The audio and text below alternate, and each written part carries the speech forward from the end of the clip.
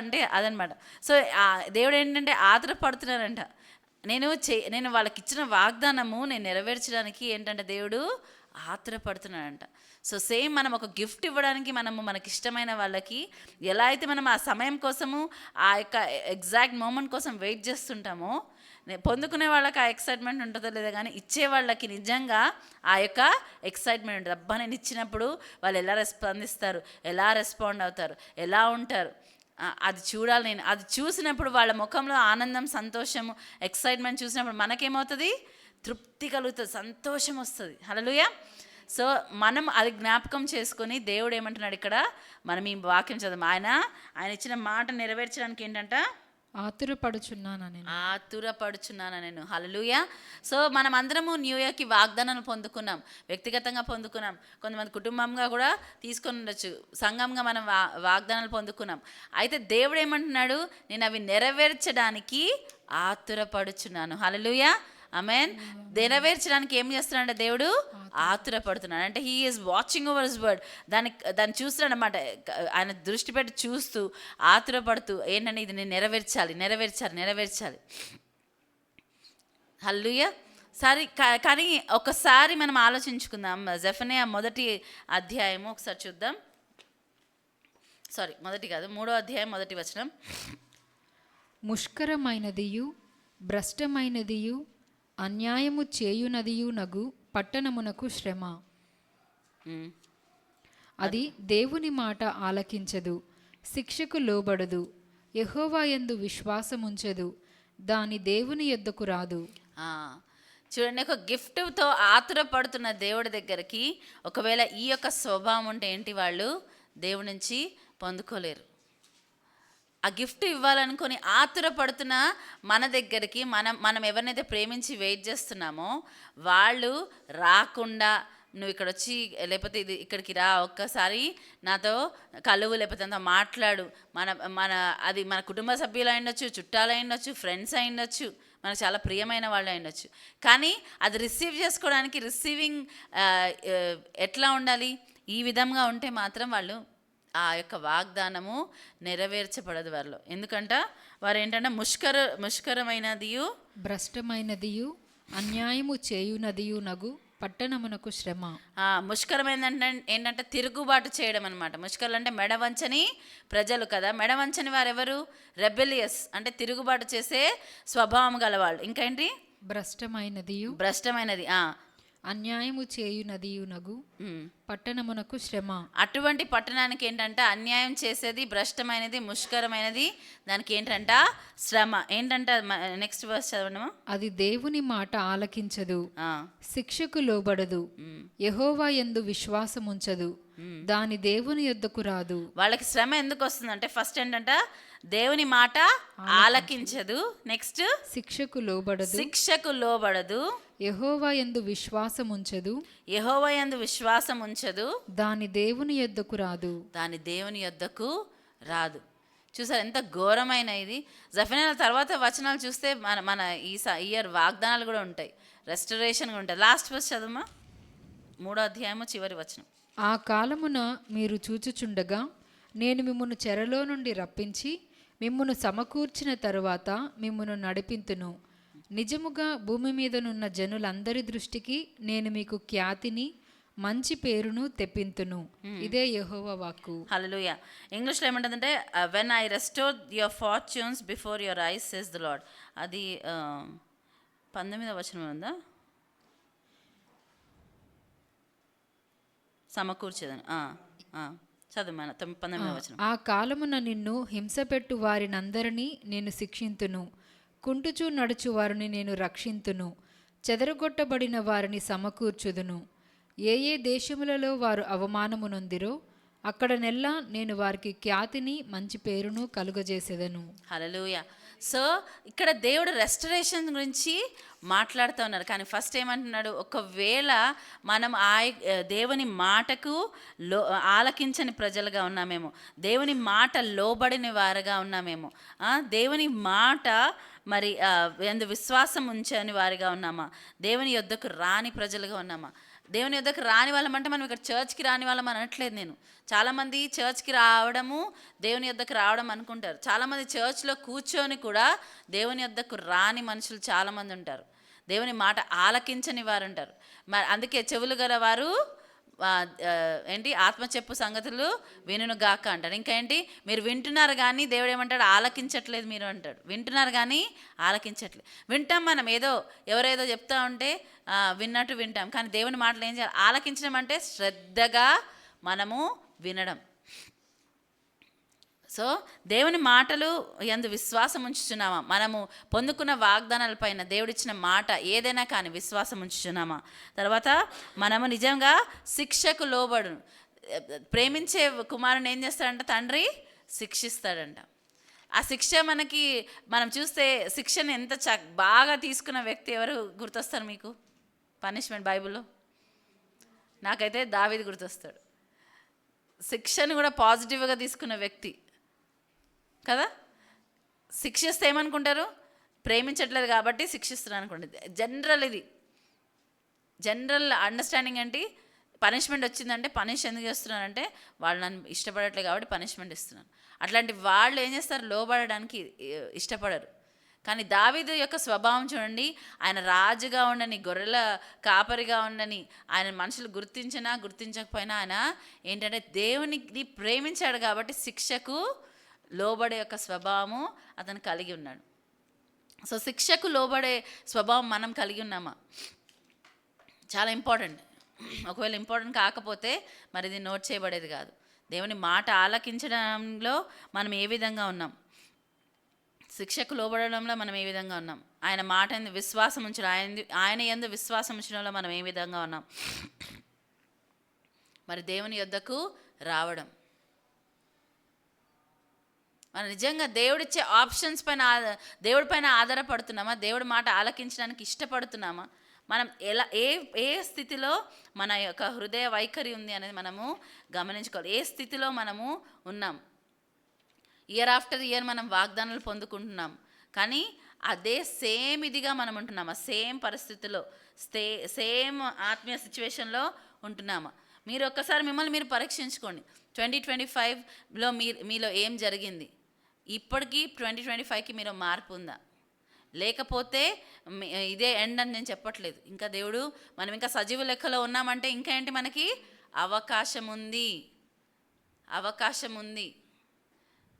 హెస్కియా దగ్గర దేవుడు వచ్చేమంటాడు, నీ సమయము అయిపోయింది కాబట్టి నువ్వు ఇల్లు చక్కబెట్టుకో అంటాడు.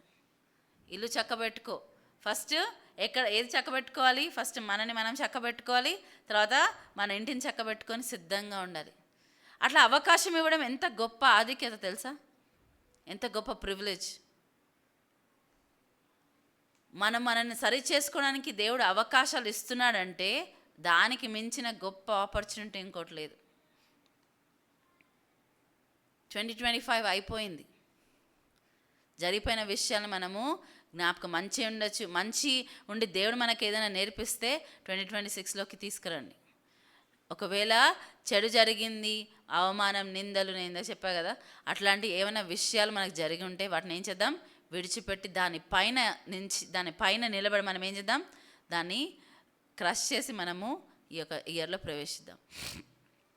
ఓల్డ్ మీ, నా పాత స్వభావం, పాత వైఖరి, పాత అలవాట్లు నాకు వద్దు, నేను ప్రోగ్రెస్ అవ్వాలి. ఎందుకంటే మనం విని ఉన్నాం కదా, దేవుడు రాకడా ఇంతకుముందు కంటే ఇప్పుడు ఎక్కువ సమీపముగా ఉంది. ఇవి మనం విడిచిపెట్టకపోతే మనలో గ్రోత్ కనపడలేదు. ముష్కరులుగా ఉంటున్నాం మనం, మెడవంచని ప్రజలుగా, రెబెలియస్ పీపుల్. రెబెలియన్ అంటే ఒక మాట వస్తే దాన్ని తిరస్కరించడం, అంగీకరించకపోవడం. అలా కాదు, లేదు నేను వినను.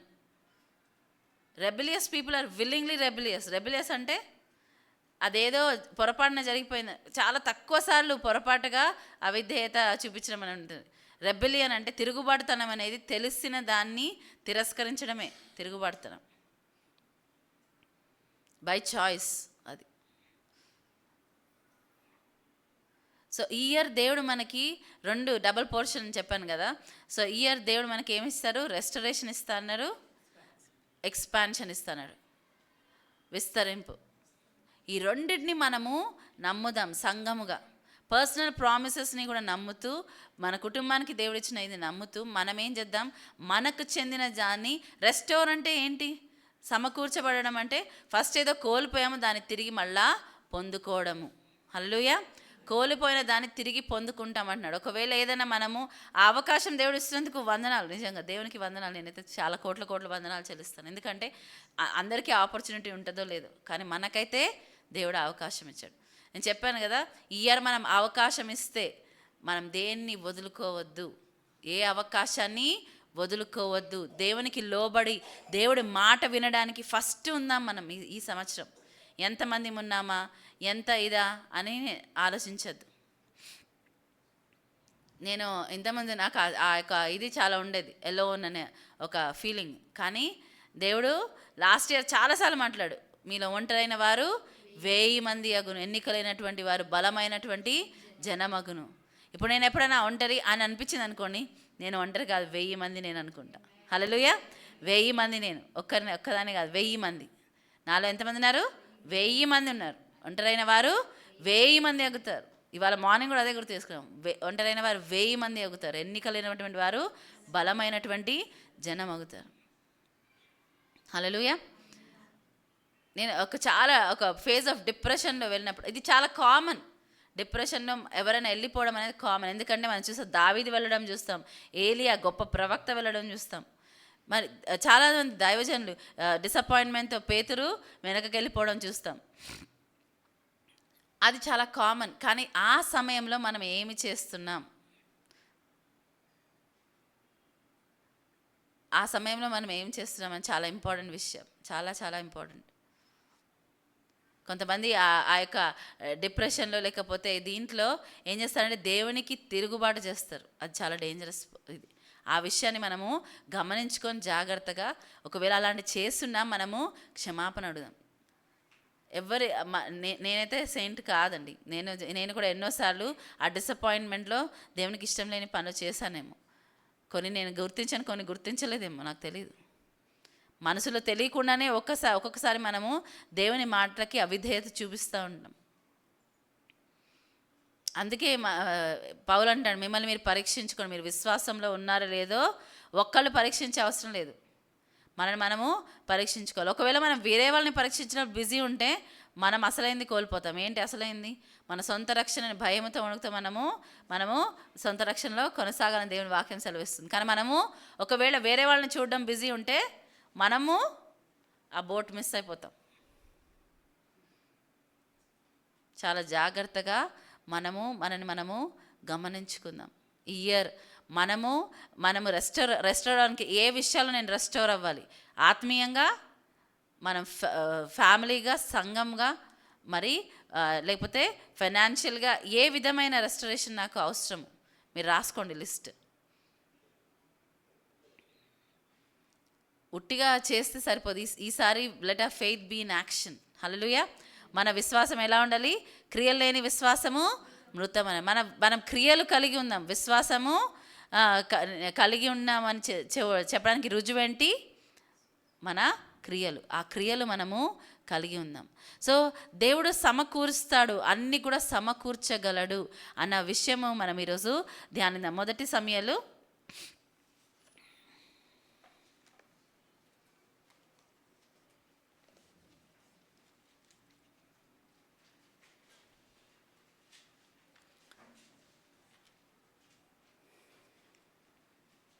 27వ అధ్యాయము 1వ వచనం ఒకసారి చూద్దాం.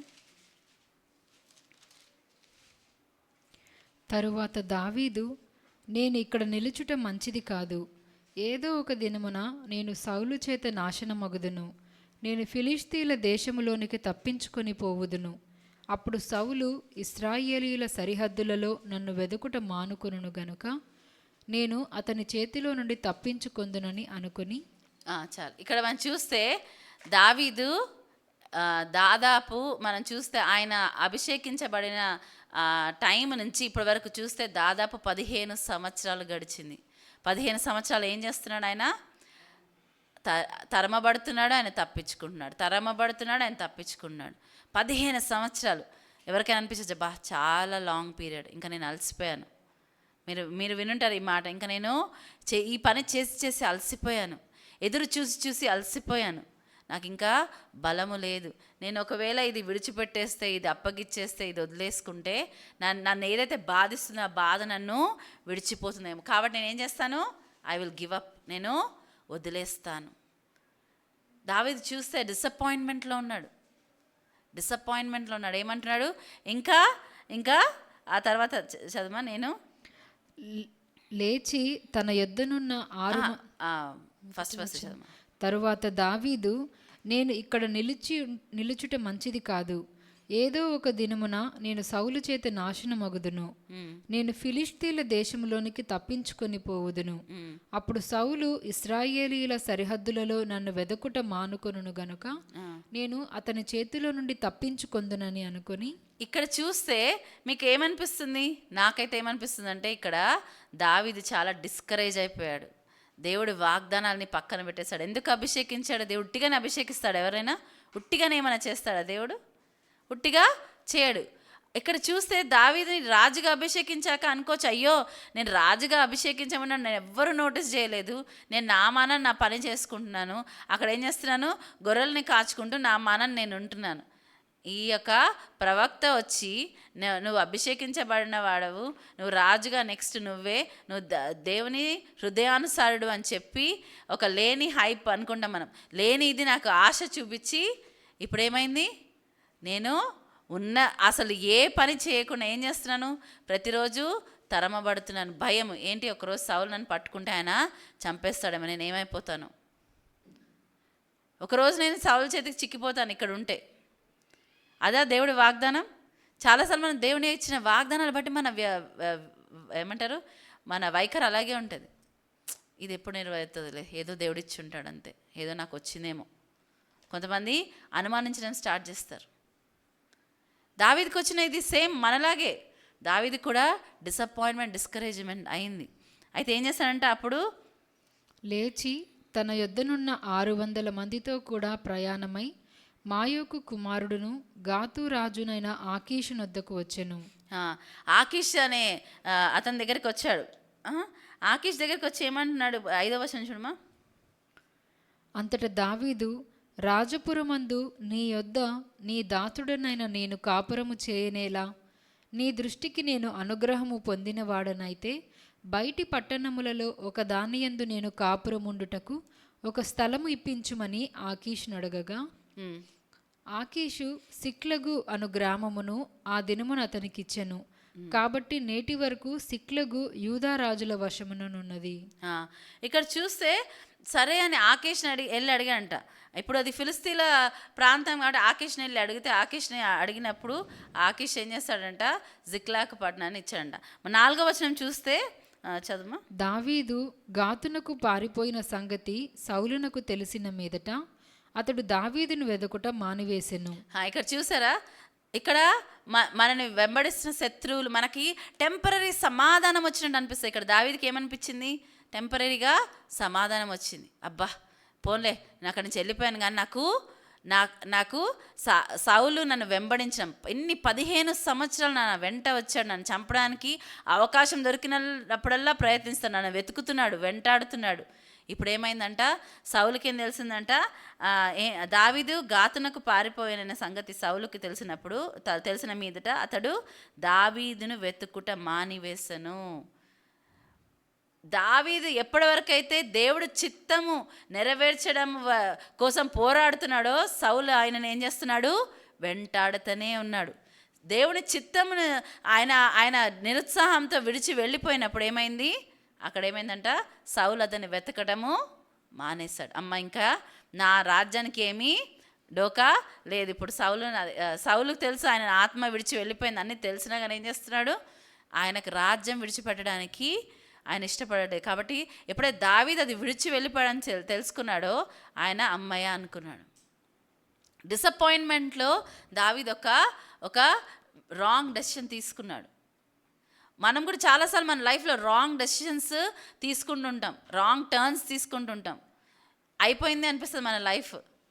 కొన్నిసార్లు టెంపరీ రిలీఫ్ మనకు కావాలి. మనము చాలాసార్లు మన ఒంట్లో కూడా, శరీరంలో కూడా ఏదైనా ప్రాబ్లము కంటిన్యూ, ఏదైనా నొప్పులు వస్తున్నాయి అనుకోండి, ఏం చేస్తాము? పెయిన్ కిల్లర్ వేస్తాం. అప్పటికి టెంపరీ రిలీఫ్ కోసం చూసుకుంటాం. కానీ అది తగ్గకపోతే దాని రీజన్ ఏంటి అని వెతకకపోతే ఏమవుతుంది? అది ప్రాణానికే ముప్పు తేవచ్చు. కానీ మనం చూస్తే దావీదు డిస్కరేజ్ అయ్యాడు. 15 సంవత్సరాలు ఎదురు చూస్తాను, ఇంక ఈ ప్రామిస్ నా లైఫ్లో నెరవేరదేమో, నేనే అనుకుంటున్నానేమో నేను రాజుగా అభిషేకించబడతానని, నేనే అనుకుంటున్నానేమో, నేనే ఊహించుకుంటున్నానేమో.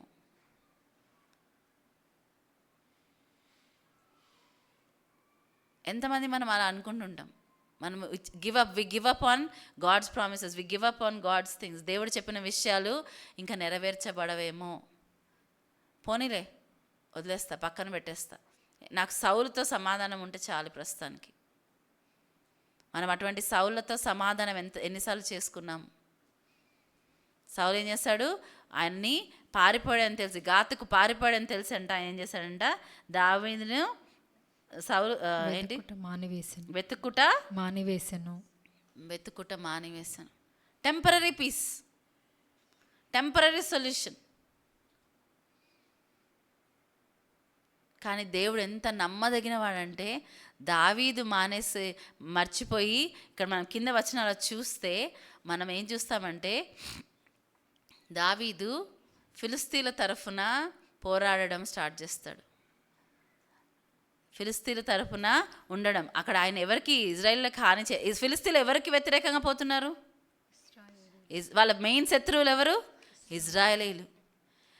నువ్వు దేవుడి యొక్క వాగ్దానం పొందుకొని ఆ యొక్క ఇజ్రాయేల్ దేశానికి రాజుగా ఉండవలసిన వాడవు. నువ్వేం చేస్తావు? సౌలుతో విసిగిపోయి ఇప్పుడు ఎవరితో చేతులు కలుపుతున్నావు? ఫిలిస్తీన్లతో చేతులు కలుపుతున్నావు. ఆలోచించుకుందామా మనం?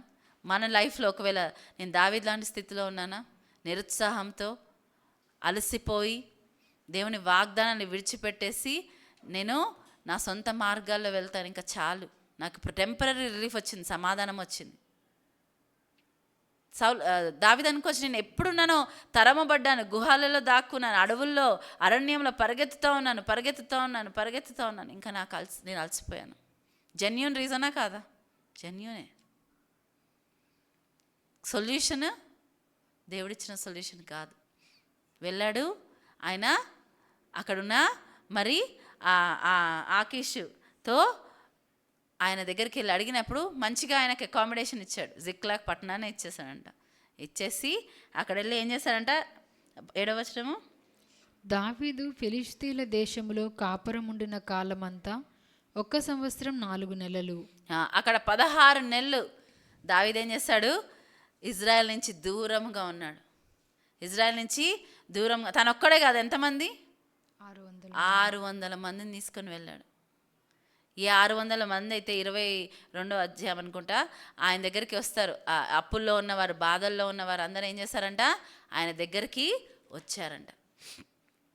అండ్ దావీదు ఏం చేస్తాడు? ఆ వారికి రాజుగా ఉన్నాడు.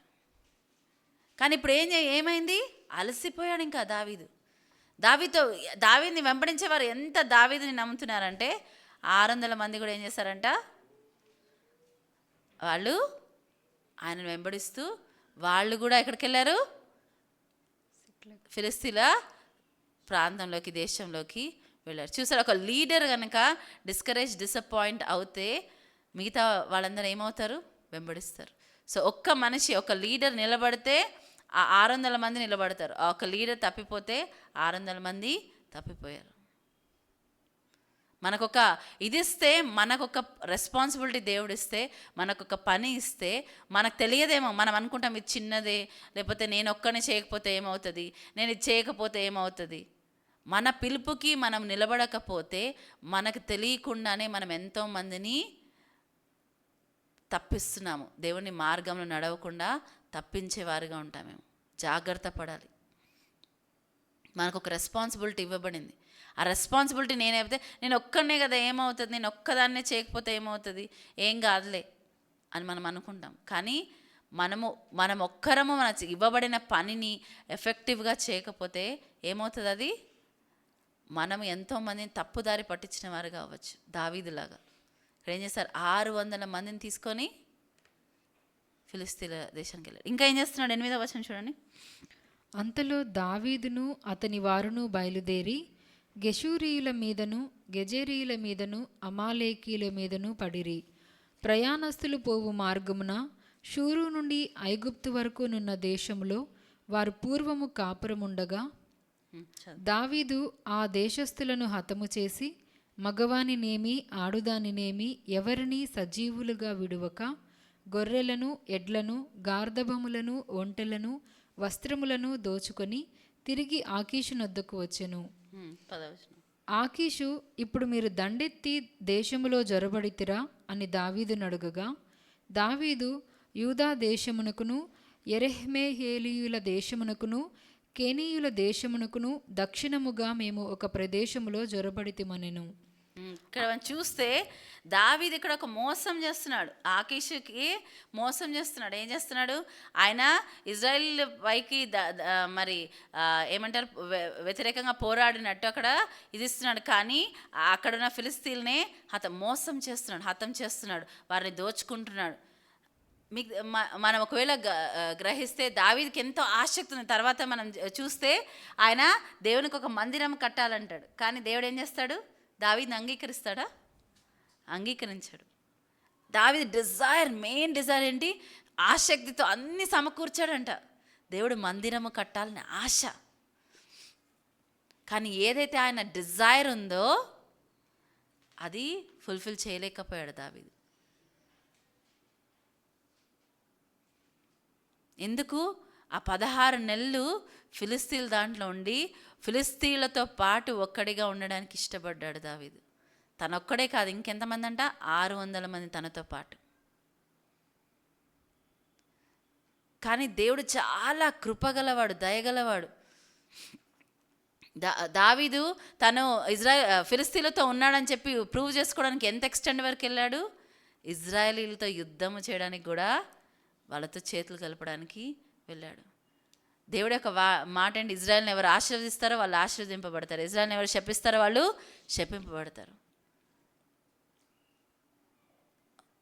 ఇక్కడ ఏం చేశాడు దేవుడు, ఆ యొక్క రాజు నోటితో ఏం చెప్పాడు, నువ్వు ఇక్కడ నుంచి వెళ్ళిపో అని చెప్పిస్తాడు. వాడిని గుర్తుపడతారు దావీదుని, ఈయననే గొలియాతుని చంపినవాడు, ఈయన మనతో ఉన్నట్టే ఉండి అక్కడ వాళ్ళతో వెళ్ళి ఏం చేస్తాడు, మననే చంపిస్తాడు. ఈయన మనతో ఉండదంటే ఏం చేస్తారు, ఆయనని అక్కడి నుంచి పంపించి వేస్తారు. హల్లెలూయా. కొన్నిసార్లు దేవుడు మనని అక్కడ అవమానంగా ఫీల్ అయ్యి ఉండొచ్చు, దావీదు రిజెక్టెడ్గా ఫీల్ అయ్యి ఉండొచ్చు, కానీ అది దేవుడు కల్పించిన, దేవుడు ఏర్పాటు చేసిన సిచ్యువేషన్ అది. హల్లెలూయా. కొన్ని మనకు వ్యతిరేకంగా అనిపించచ్చు, ఈ లోకపరంగా మనకు అర్థం కాదు. దేవుడు ఏదైనా ఒక వే బ్లాక్ చేస్తే మనకు అర్థం కాదు, దేవుడు ఏదైనా హోల్డ్ చేస్తుంటే మనకు అర్థం కాదేమో. కొన్నిసార్లు ఏమనుకుంటాం, దేవుడు నాకు అన్యాయం చేస్తున్నాడు, దేవుడు నన్ను ఇది చేయనివ్వట్లేదు. మనం ఫోకస్ అంతా ఎంతసేపు ఏముంటుంది, అది నా లైఫ్లో జరగనివ్వట్లేదు అనే దానిపైనే ఉంటుందేమో, కానీ ఎందుకు జరగనివ్వట్లేదు, దేవుడు నాకన్నా, ఆయన ఆది నుంచి అంతం వరకు మొత్తం he knows the end from the beginning అని ఉంటుంది. సో ఆయనకు సమస్తము తెలుసు కాదు, కాబట్టి ఈ యొక్క ఇది ఇవ్వట్లేదు అని. దావీదుకున్న ఒక మంచి అలవాటు ఏంటంటే, దేవుడు ఏదైనా చేస్తే దాన్ని క్వశ్చన్ చేసే ఇది దావీదుకి లేదు. హల్లెలూయా. క్వశ్చన్ చేసే స్వభావము, తిరుగుబాటు స్వభావము దావీదుకి లేదు. ఆయన డిస్కరేజ్ అయిపోయాడు, డిసప్పాయింట్ అయిపోయాడు. 16 నెలలు ఫిలిస్తీన్లతో పాటు ఒక్కడిగా ఉండి ఇజ్రాయెల్లకు వ్యతిరేకంగా ప్రవర్తించాడు, కానీ దేవుడు ఆయనని విడిచిపెట్టలేదు. ఆయనని ఏం చేశారు, ఇక్కడ మనం ఇందాక చూడాం కదా, వాళ్ళు ఏమంటారు, శిక్షకు లోబడని వాడిగా తను లేడు. హల్లెలూయా. శిక్షకు లోబడని వాడిగా తను లేడు. ఆయన చేసిన తర్వాత ఆయన తిరిగి ఎక్కడికి వచ్చాడంట, మన 30వ అధ్యాయంలోకి వస్తే జిక్లాగ్ పట్టణానికి తిరిగి వచ్చేటప్పటికి ఏమైందంట, అక్కడి నుంచి ఏమొస్తున్నాయంట, పొగలు, ఫ్యూమ్స్ వస్తూ ఉన్నాయంట. అది చూస్తే ఏమైంది ఒక్కరికి, కానీ దేవుడి కృప చూడండి, దేవుడు శిక్షించడానికి ఇష్టపడాడు, కానీ ఆయనకు చెందింది ఒక్కటి కూడా వారు చంపలేదంట, వారు ఉట్టి క్యాప్చర్ చేశారంట. ఎందుకు, శత్రువును, దావీదుని శత్రువుగా భావిస్తే ఏం చేయాలి, దావీదు చెందిందంతా కూడా ఏం చేయాలి, హతం చేయాలి. కానీ ఏం చేశాడు, దేవుడి యొక్క ప్రొటెక్షన్ దాంట్లో కూడా ఉంది. వాళ్ళు తగలబెట్టారు, వాళ్ళని క్యాప్టివ్గా తీసుకొని చెరలో తీసుకొని వెళ్ళిపోయారంట. 3 days అయిపోయింది.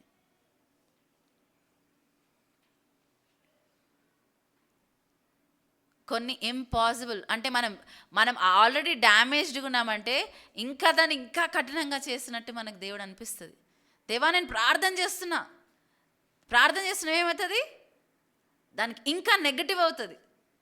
ఇప్పుడు నేను నా 600 మందిని పోషించాలి, వాళ్ళని ఇచ్చేయాలి, కాబట్టి నేను ఏం చేస్తున్నాను, నేను ఆ యొక్క దాన్ని వారి దోచుకొని తీసుకొని వస్తున్నాను, నా వాళ్ళని చూసుకున్నా, బాగానే ఉన్నాం, ఏదో ఇక్కడ గడుపుతున్నాం, ఏదో ఇట్లా.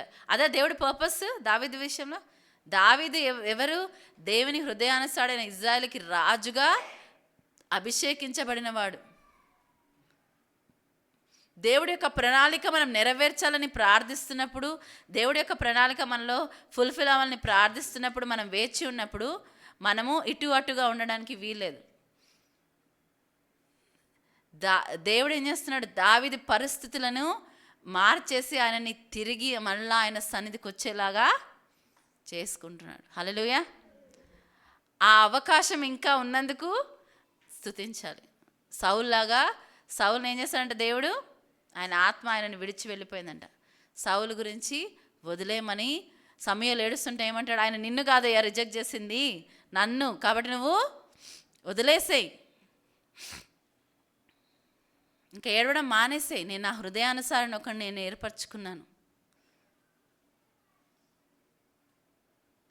ఇక్కడ మనం చూస్తే, మనం దావీదు యొక్క పరిస్థితి చూస్తే దేవుడు పరిస్థితులను మార్చివేశాడు. ఆ 16 నెలలు అక్కడ ఉండగనిచ్చాడు, కానీ ఆఖరికి చూస్తే వెర్రివాడిగా యాక్ట్ చేస్తాడు కూడా. ఆయన పిచ్చి ఆయనలాగా యాక్ట్ చేస్తాడు. ఏ పరిస్థితి, నువ్వు రాజుగా ఉండవలసిన వాడివి, నువ్వు అభిషేకం ఏ విధంగా పొందుకున్నావు, నిన్ను సమూయేలు ఎవరు, ఆయన నోటి నుంచి వచ్చిన మాట ఏది కూడా నేలకు రాలేదంట. నెరవేర్చకుండా అది నెరవేర్చబడకుండా ఉండలేదంట. అన్నీ మర్చిపోయావు, ఎందుకు అలసిపోయావు నువ్వు నీ ప్రయాణంలో. ఏలియా కూడా అలసిపోయాడు. యెజబెల్ని ఆయన ఎదిరించి, ఆమె బెదిరిస్తే ఏం చేస్తాడు, ఆయన పారిపోయి వస్తున్నాడు. అలసిపోయి పారిపోయి వచ్చినప్పుడు ఏం చేస్తాడంట, ఆయన దేవుడు పోషిస్తాడు. 40 రాత్రులు 40 పగళ్ళు పోషిస్తాడు. తర్వాత నువ్వు ఏం చేస్తున్నావు ఇక్కడ అని అడుగుతాడు. హల్లెలూయా. దేవుడు డిస్కరేజ్మెంట్ ఆయన ఏదో లైట్గా తీసుకునేవాడు కాదు. He knows that we are made of mud and మనము మట్టిలోంచి వచ్చిన వారమని ఆయనకి ఎరిగి ఉన్నాడంట, ఆయన తెలుసు అంట.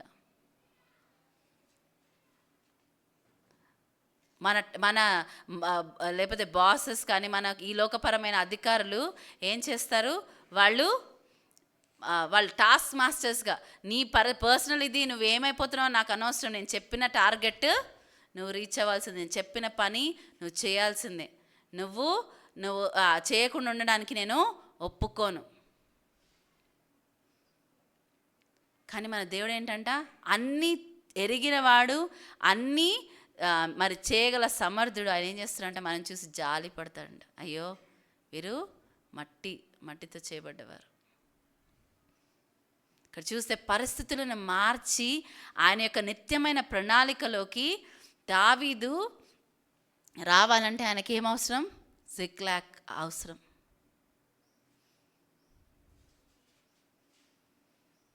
ద వెరీ థింగ్ ఏదైతే దావీదు ఏమనుకున్నాడు, ఇది నన్ను రక్షిస్తుంది, ఇది నన్ను ప్రొటెక్ట్ చేస్తుంది, ఇంకా సౌలు నన్ను వెంబడించడు, ఇంకా నాకు ఏ ఇబ్బంది ఉండదు, నేను ఈ మనోవేదన పడలేకపోతున్నా, ఈ యొక్క ఏమంటారు, ఈ యొక్క ఇన్ని సంవత్సరాలు తరమబడి ఇంకా నేను అలసిపోయాను, కాబట్టి నేనేం చేస్తాను,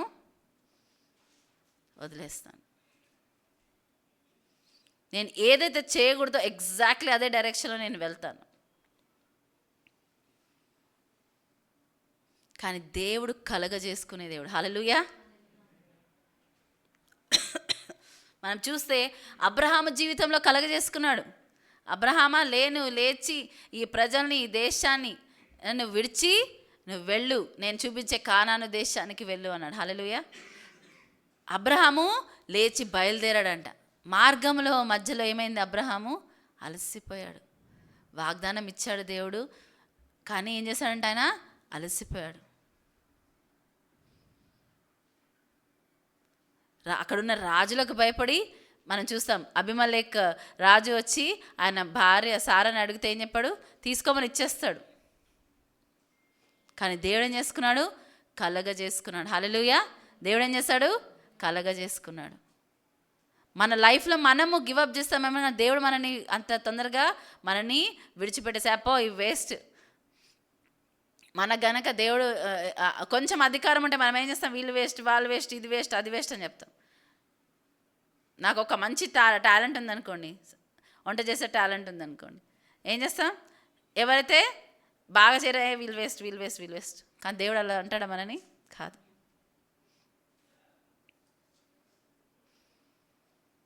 ఆయన మన పైన గివప్ చేయట్లేదు. హల్లెలూయా! విడిచిపెట్టట్లేదు. పనికి వాళ్ళని వారు, పనికి రాని వారు అని చెప్పి పడేయట్లేదు పక్కన.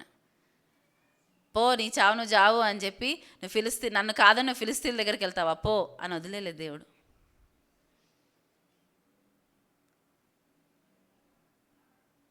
మనము ఆదికాండం 20 చేస్తే అబీమెలెకు భయపడతాడు. ఆయన కలలో దేవుడు వార్న్ చేస్తాడంట, నువ్వు కనుక ఆమెని ముట్టుకుంటే ఏమవుతుంది చూద్దాం ఒకసారి.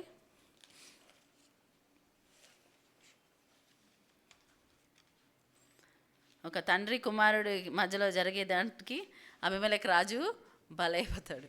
చూద్దాం.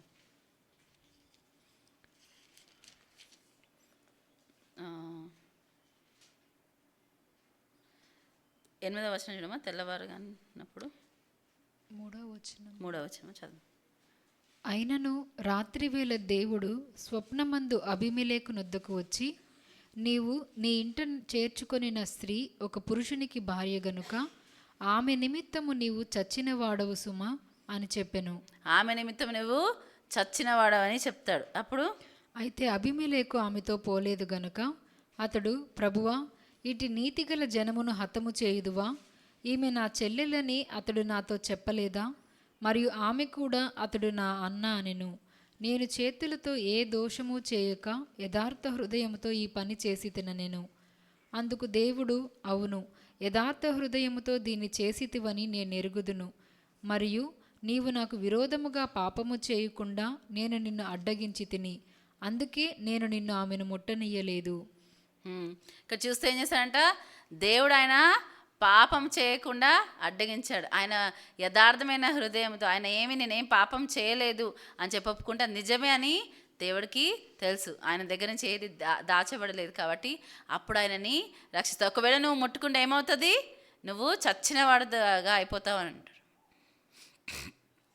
మనకు తెలుసు బెల్షాజర్ రాజు ఏం చేస్తాడు? దానియేలు కాలంలో ఆయన పవిత్రమైన ఆ యొక్క ఏమంటారు వెసల్స్ తీసుకెళ్ళి ఏం చేస్తున్నాడంట? వాటిని అపవిత్రము చేస్తుంటే అప్పుడు ఏమొస్తుంది? ఆయనకి ఒక చెయ్యి వచ్చి రాస్తుంది, మేనే మేనే తకేల్ ఉపార్సన్, your weighed and found wanting. నువ్వు త్రాసులో తూయబడి ఏం కనిపిస్తున్నావంట? తక్కువగా కనపడుతున్నావు. అప్పుడే ఆయన మీద తీర్పు వచ్చేస్తుంది. దాని తర్వాత ఆయన రాజుగా ఉన్నాడా? లేడు.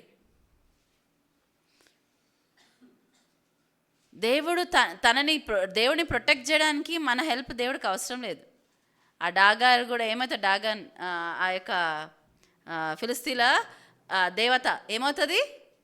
డాగోరు. ఇక ఫిలిస్తీన్ల దేవత ఏమవుతుంది?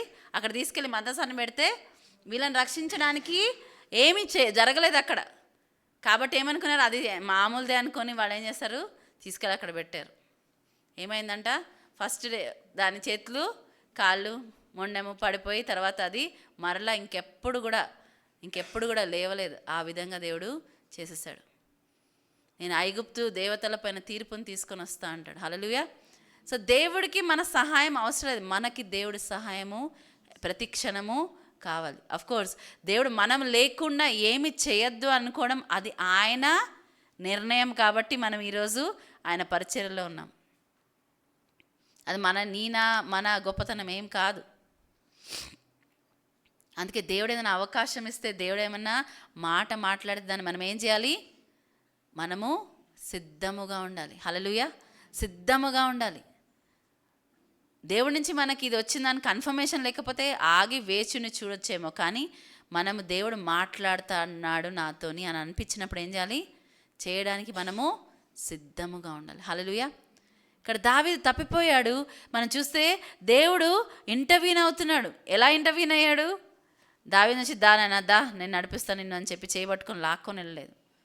ఆ చేయబట్టుకొని లాక్కొని వెళ్ళిన పరిస్థితులు కూడా ఉన్నాయి. ఎవరికి అది?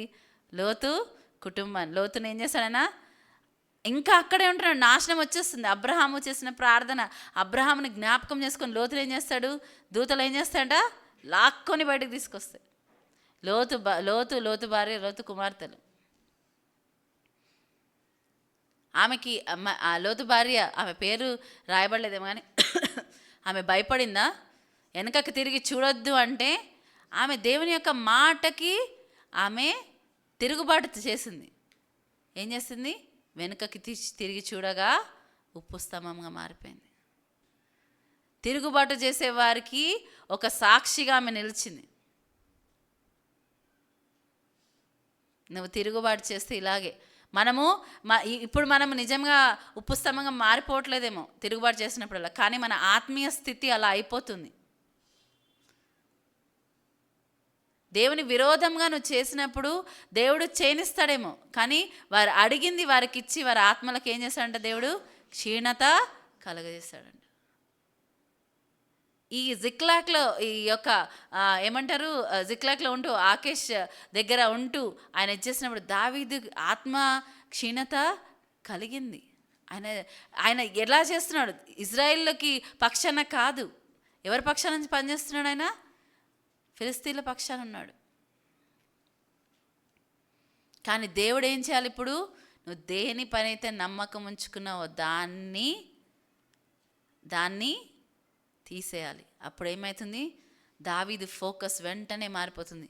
కొంతమంది మనం యాక్చువల్లీ ఒకవేళ మనం ప్రకటన గ్రంథంలో చూస్తే దేవుడు మనుషుల అటెన్షన్ ఆయన వైపు తిప్పడానికి ఎన్నో ఇచ్చేస్తుంటే వారి హృదయం అంటే ఇంకా ఇంకా ఇంకా ఇంకా కఠినంగా మారిపోయింది. దేవుడిని దూషిస్తున్నారు, దేవునికి వ్యతిరేకంగా చేస్తున్నారు.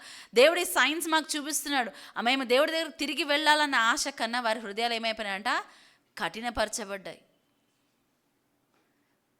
చాలా జాగ్రత్తగా మనం చూసుకోవాలి. దేవుడు ఏదైనా ఒక సూచన మన లైఫ్లో మనం నిజంగా దేవుడిని ప్రేమించిన వారికి ఏమంట? అంతా సమకూడి మేలు కొరకే జరుగుతాయంట. మనం దేవుని ప్రేమిస్తున్నాం, అయినా మనకు వ్యతిరేకమైన పరిస్థితులు వస్తున్నాయి అంటే దేవుడు ఒక ఇండికేషన్ ఇస్తున్నాడా? దేవుడు ఈ పరిస్థితి ద్వారా ఏం మాట్లాడుతున్నాడు? సడన్గా మనం ఏమంటాం? దేవుడు నాకు అన్యాయం చేస్తాడు, దేవుడు నాకు అన్యాయం చేస్తాడు. దేవుడు ఎందుకు? బయటకు అనమేమో, కానీ మనం ఎప్పుడైతే దుఃఖపడి, ఎప్పుడైతే మనం అనవసరంగా మనము దాంట్లో ప్రొలాంగ్ అవుతుంటాము, మనం చెప్పకనే చెప్తున్నాం అనమాట. ఏం చెప్తాము?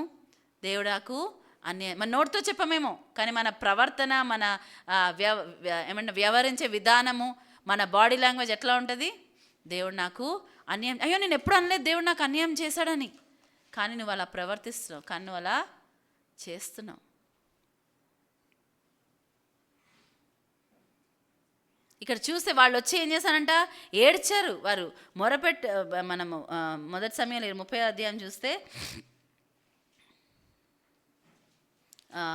4వ వచనం చూడమ్మా. ఇక ఏడ్చుటకు శక్తి లేకపోవునంత బిగ్గరగా ఏడ్చిరి. 3వ వచనం చూడమ్మా. దావీదును అతని జనులను పట్టణమునకు వచ్చి అది కాల్చబడి ఉండుటయు, తమ భార్యలను కుమారులను కుమార్తెలను చెరలోనికి కొనుపోబడి ఉండుటయు చూచి ఇక ఏడ్చుటకు శక్తి లేకపోవునంత బిగ్గరగా ఏడ్చిరి. ఇక్కడ ఏం చేశారంట? ఏడవడానికి శక్తి లేనంత బిగ్గరగా ఏడ్చారు. నిజమే కదా, వారు ఎంత కష్టపడుతున్నారు. దేశం కానీ దేశానికి వచ్చారు, దేవుడు మమ్మల్ని అక్కడ విడిచిపెట్టేశాడు, లేకపోతే ఇంకా ఇది జరగని పని అనుకొని దావీదు he gave up on God's promise, దేవుడి యొక్క పిలుపుని, దేవుడి యొక్క దీన్ని విడిచిపెట్టేసి ఇక్కడ వచ్చి ఏదో బతుకుదాం అనుకున్నాడు. సరే, ఆయనని 600 మందిని వెంబడిస్తున్నారు కదా, వారిని విడిచిపెట్టడానికి ఇష్టం లేక వాళ్ళని తీసుకొని వచ్చి జిక్లాగ్ పట్టణాన్ని వాళ్ళన్నీ మంచిగా సమకూర్చుకొని చేస్తూ ఉన్నాడు. ఇప్పుడు ఏమైందంటే వారు తిరిగి వచ్చేలోపు అక్కడ ఫిలిస్తీన్లు వాళ్ళని తిరస్కరించారు. ఇక్కడ వచ్చేటప్పటికి ఏమైంది? జిక్లాగ్ కాలిపోయింది, మంటల్లో ఉందంట. ఏ హోప్ లేదు. ఇంకా వాళ్ళకి ఏముంది? అక్కడ ఇజ్రాయెల్కి తిరిగి వెళ్ళలేరు, ఇక్కడ ఫిలిస్తీన్లు వాళ్ళని వెళ్ళగొట్టేశారు. ఇక్కడ వచ్చేవరకు ఏమైంది? జిక్లాగ్ తగలబడిపోయింది. వీళ్ళు ఏం చేశారంట? దుఃఖపడారంట. 4వ వచనం మళ్ళీ చదువుదాం. ఇక ఏడ్చుటకు శక్తి లేకపోవునంత బిగ్గరగా ఏడ్చిరి. వాళ్ళ ఏడవడానికి శక్తి లేనంత ఏడ్చారంట. ఈ లోకానుసారమైన దుఃఖం అది. ఏడ్చుటకు శక్తి లేనంత ఏడ్చారంట. 16 నెలలు మిమ్మల్ని కాపాడాడే ఫిలిస్తీన్ల దాంట్లో దేవుడు ఎక్స్పోజ్ చేయాలంటే ఎంతసేపు? దేవుడు ఎవరైనా శిక్షించాలంటే, ఏదైనా హాని చేయాలంటే ఆయనకి ఎంతసేపు? ఆయన ఇష్టపూర్వకంగా ఎవరికి కూడా ఏ హాని చేయడు. ఎందుకంటే అది ఆయన స్వభావం కాదు. ఇంకా దావీదు గుర్తించలేదంటే ఉట్టి జిక్లాగ్ పట్టణం తగలబడిపోయింది. ఆయన పిల్లలు, ఆయన భార్య, కుమారులు, కుమార్తెలు, భార్యలు అందరూ కూడా సురక్షితముగా ఉన్నారు. ఎవరిని కూడా చంపేయలేదంట, ఉట్టి చెరపట్టబడ్డారు వాళ్ళు. అది కృపయే. చంపేస్తే ఆ అవకాశం ఇంకోసారి లేకుండా చేస్తే. కానీ దేవుడు ఏం చేస్తున్నాడు? దావీదు, నువ్వు ప్రయారిటీ సెట్ చేసుకొని ఒక ఇండికేషన్ ఇస్తున్నాడు. నువ్వు నా దగ్గరికి రావాల్సిన వాడివే. నన్ను నువ్వు తెలుసుకొని ఇంకా చాలు, నువ్వు 16 నెలలు వేస్ట్ చేసేసావు, ఇంకా తిరిగి వచ్చేసాయి. ఒక ఇండికేషన్ ఇచ్చాడు. వీళ్ళంతా ఏం చేస్తున్నారు? వీళ్ళు ఈ లోకానుసారమైన దుఃఖం వారు ఎంత ఏడ్చారంటే ఇంకా ఏడవడానికి శక్తి కూడా లేనంత ఏడ్చి ఏం చేశారంటే, నెక్స్ట్ వచ్చేద్దాం చూడండి. ఇజ్రాయేలీయురాలైన అహీనోయము, కర్మేలీయుడైన నాబాలు భార్య అయిన అబీగైలు అను దావీదు 2 భార్యలను చెరలోనికి కొనిపోబడగా చూచి దావీదు మిక్కిలి దుఃఖపడెను. మరియు తమ తమ కుమారులను బట్టియు కుమార్తెలను బట్టియు జనులకందరికీ ప్రాణము విసికినందున రాళ్ళు రువ్వి దావీదును చంపుదము రండని వారు చెప్పుకొనగా, ఇక్కడ చూస్తే దావీదు కూడా దుఃఖపడ్డాడు. ఎందుకు? తన భార్యల్ని తన వారిని కూడా క్యాప్చర్ చేయబడ్డారు. సో వీళ్ళు ఇజ్రాయెల్ ఎదుర్కొంటున్న ప్రాబ్లము దావీదు కూడా ఎదుర్కొన్నాడు. దావీదు వాళ్ళు ఇక్కడ ఉండిపోయారు కాబట్టి దావీదు సంతోషంగా లేడు. దావీదు కూడా చాలా దుఃఖంలో ఉన్నాడు. అయితే ఏం చేశారంటే, ఆయనతో వెంబడించిన ప్రజలు ఏమనుకున్నారని, వారు విసిగిపోయి రాళ్లతో కొట్టి చంపాలనుకున్నారంట. కానీ నెక్స్ట్ స్టెప్ దావీదు తీసుకున్న నిర్ణయము మొత్తం పరిస్థితిని మార్చివేసింది. హల్లెలూయా. ఈ యొక్క డిస్ట్రెస్లో, ఈ యొక్క పరిస్థితిలో, మనకి వ్యతిరేకంగా ఉన్నాయి అనిపించే ఈ పరిస్థితుల్లో మనం దేవుడు తట్టు తిరిగితే దేవుడు రెస్టోర్ చేయగలడు. హల్లెలూయా. దేవుడు సమకూర్చగలడు. మొత్తం రికవరీ చేయడానికి దేవుడు సహాయం చేయగలడు. హల్లెలూయా. ఇక్కడ మనం చూద్దాం, నెక్స్ట్ ఆ వచనంలో చివరి భాగం చూద్దాం. దావీదు తన దేవుడైన యెహోవాను బట్టి ధైర్యము తెచ్చుకొనెను. హల్లెలూయా. ఇది టర్నింగ్ పాయింట్. నువ్వు నీ దేవుడైన యెహోవాని బట్టి ధైర్యం తెచ్చుకుంటున్నావా? నేను దేవుడైన యెహోవాని బట్టి ధైర్యం తెచ్చుకుంటున్నామా? దేవుడు చాలాసార్లు అంటారు, మీరు ధైర్యం తెచ్చుకొని పని కొనసాగించండి, ముందుకు వెళ్ళండి, ఆగిపోవద్దు, నేను మీకు తోడై ఉన్నాను, నేను నడిపిస్తాను, నేను మిమ్మల్ని విడిచిపెట్టాను. మీకు అసాధ్యం అనిపిస్తుంది కానీ నేను మీకు తోడై ఉన్నాను. ఎన్నిసార్లు దేవుడు మనకు చెప్తా ఉంటాడు ఈ మాట. కానీ ఏమంటాం? ఏదోలే దేవా, ఇంకెంతే.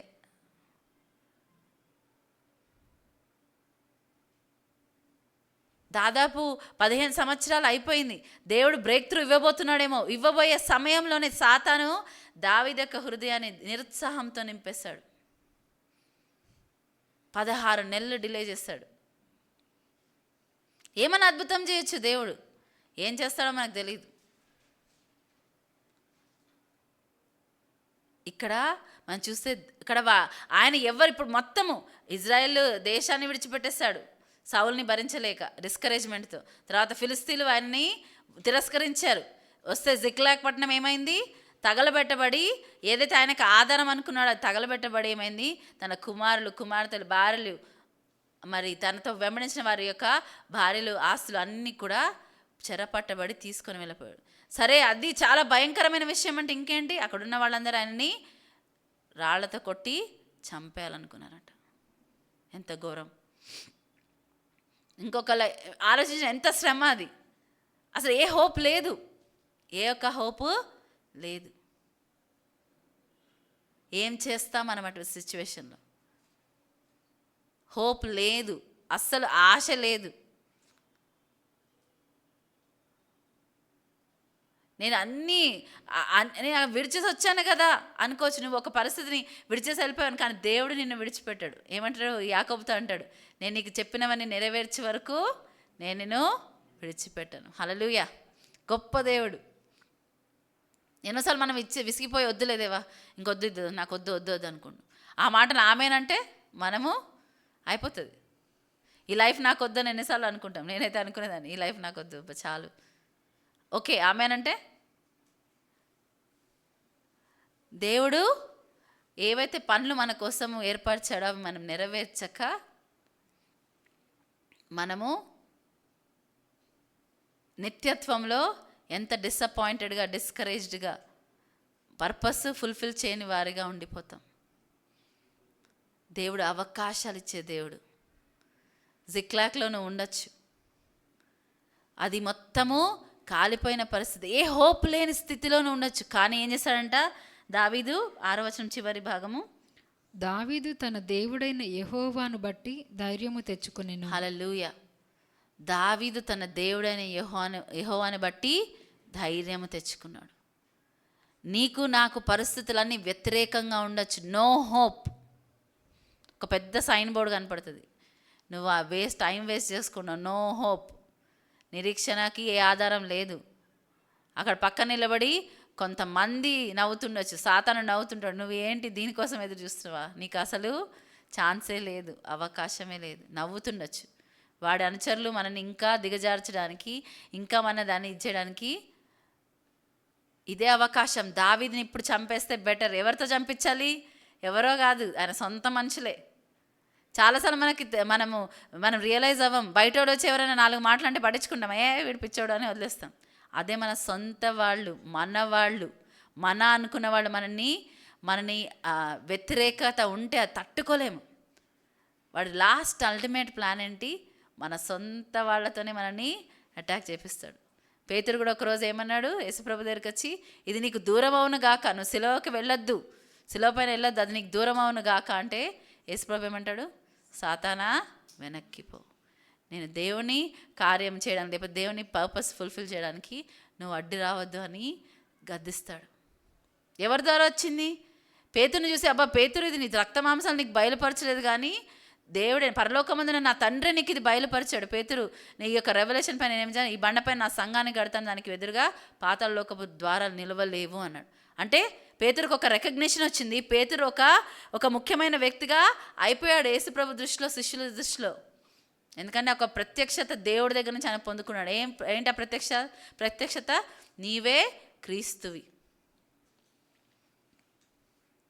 తర్వాత వెంటనే ఏమైంది? ఇప్పుడు ఓహో, ఈయనకి యేసుప్రభు దగ్గర, ఏసే దగ్గర ఈయనకి ఆ రికగ్నిషన్ వచ్చింది. శిష్యులందరూ కూడా ఏం నమ్ముతున్నారు?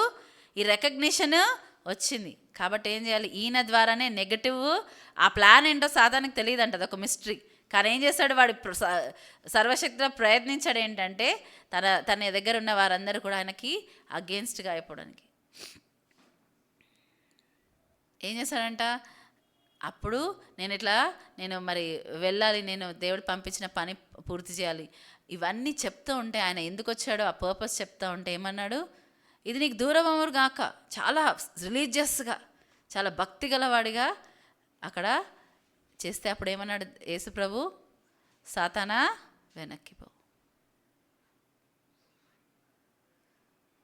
నా పర్పస్ ఏంటో, నా ఉద్దేశం ఏంటో నాకు తెలుసు, నేను ఎందుకు వచ్చానో నాకు తెలుసు. మన పర్పస్, మన ఉద్దేశము మనకు తెలుసుంటే మనం కూడా ఏం చేస్తాం? పరిస్థితులకు భయపడం. చాలా మటుకు ప్రాబ్లం ఏంటంటే, క్రైస్తవులుగా సంఘంలో ఉంటూ ప్రార్థన చేస్తున్నాము, దేవుడితో మాకు సంబంధం ఉంది అని అనుకుంటూనే, దేవుడు ఎందుకు పిలిచారు నిన్ను, నన్ను, మనల్ని అనే విషయం ఎరుగక ఉన్నవారు ఏం చేస్తారు? అలాగే కొట్టుకుపోతూ ఉంటారు. ఎవరైతే పర్పస్, ఉద్దేశం ఎరిగి ఉంటారో దావీదులాగా తప్పిపోవచ్చేమో, కానీ పర్పస్, ఉద్దేశము, అన్ని పరిస్థితులు, అన్ని దారులు మూయబడ్డప్పుడు ఏం గుర్తొస్తుంది? ఓకే, దేవుడే ఇచ్చేస్తుంటాడు, ఎందుకంటే నన్ను పిలిచిన వాడు దేవుడే.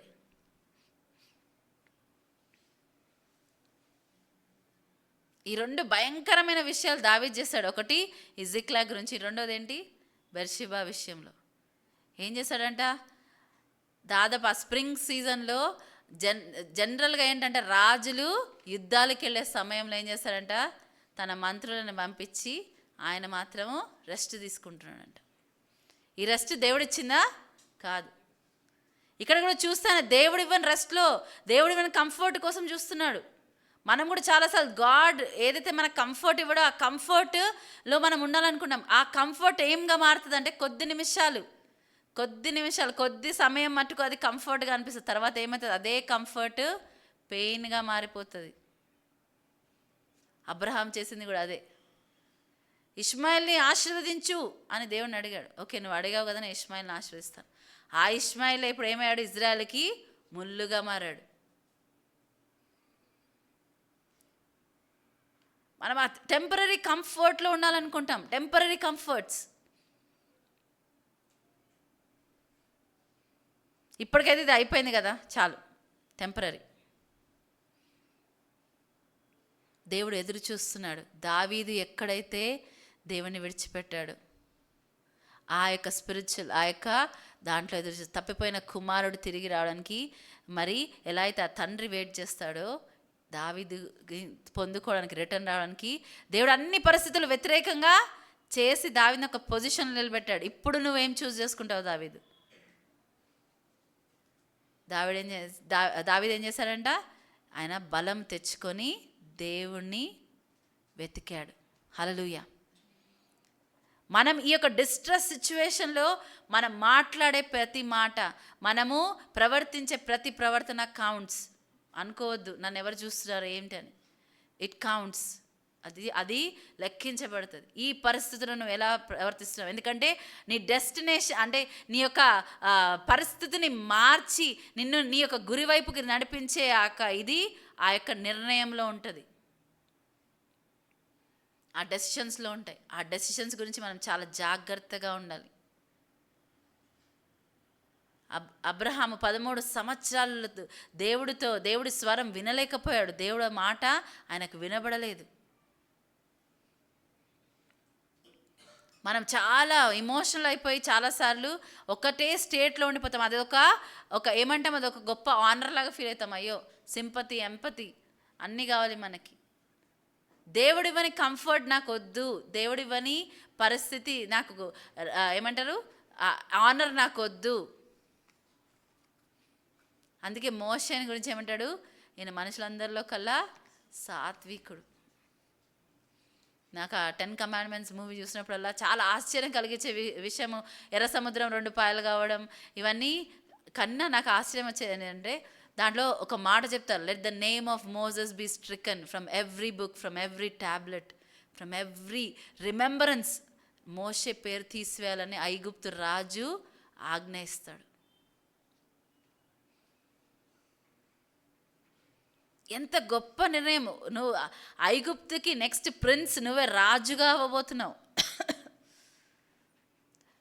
యాక్చువల్లీ అప్పుడు ఫరో ఏం చేస్తాడు, పిల్లలందరినీ, మగ పిల్లవాళ్ళందరినీ చంపపిచ్చేస్తుంటే తన తల్లి విశ్వాసముతో తన మరి పిల్లల సహాయంతో ఏం చేస్తుంది, మోషేని దాచిపెట్టి అక్కడ ఫరో ఏమంటారు సిస్టర్ దగ్గర కుమారుడిగా ఎదగడానికి ఇచ్చింది. సాతాన్ అనుకున్నాడేమో, అబ్బా ఈయనని ఇప్పుడు నేను వాడుకుంటాను నా రాజ్యం కోసం అనుకో. కానీ హఠాత్తుగా ఒకరోజు ఏమైంది, మోషేకి ఆయన ఎవరో తెలిసిపోయింది.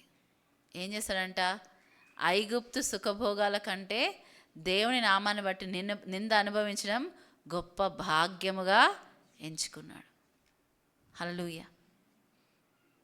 పర్వాలేదు, నేను ఈ నింద, ఈ అవమానాన్ని భరిస్తాను, ఎందుకంటే నా లైఫ్ టెంపరీ. ఈ లోకంలో మనం ఎప్పుడు మాట్లాడుకోవాలి, మన లైఫ్ టెంపరీ. కనిపించేవి ఏంటంటే దృశ్యమైనవి అనిత్యములు, అదృశ్యమైనవి నిత్యములు. ఇవి టెంపరీ. అందుకే ఏమన్నారు, శిష్యులందరూ చాలా శ్రమపడ్డారు.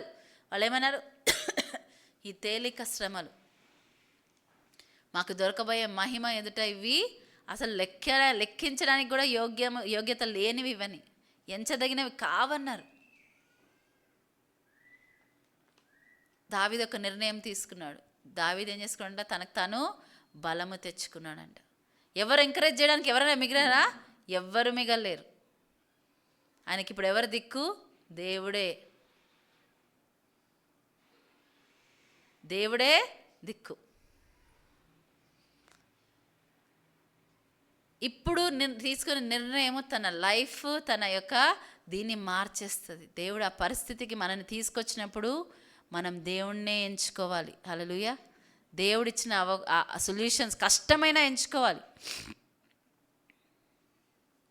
ఏం చేశారంట, ఎఫోద్ అబియాతార్ని పిలిపించి ఆయన ఎఫోద్ దగ్గర వెళ్ళి ఏం అడిగాడంట, నేను దావీదు ధరించుకున్నాను అనుకున్నా, ఎఫోద్ దావీదు ధరించుకోలేదు. ఎందుకంటే ఒక ఆయన యాజకుల పని, అది రాజు పని కాదు.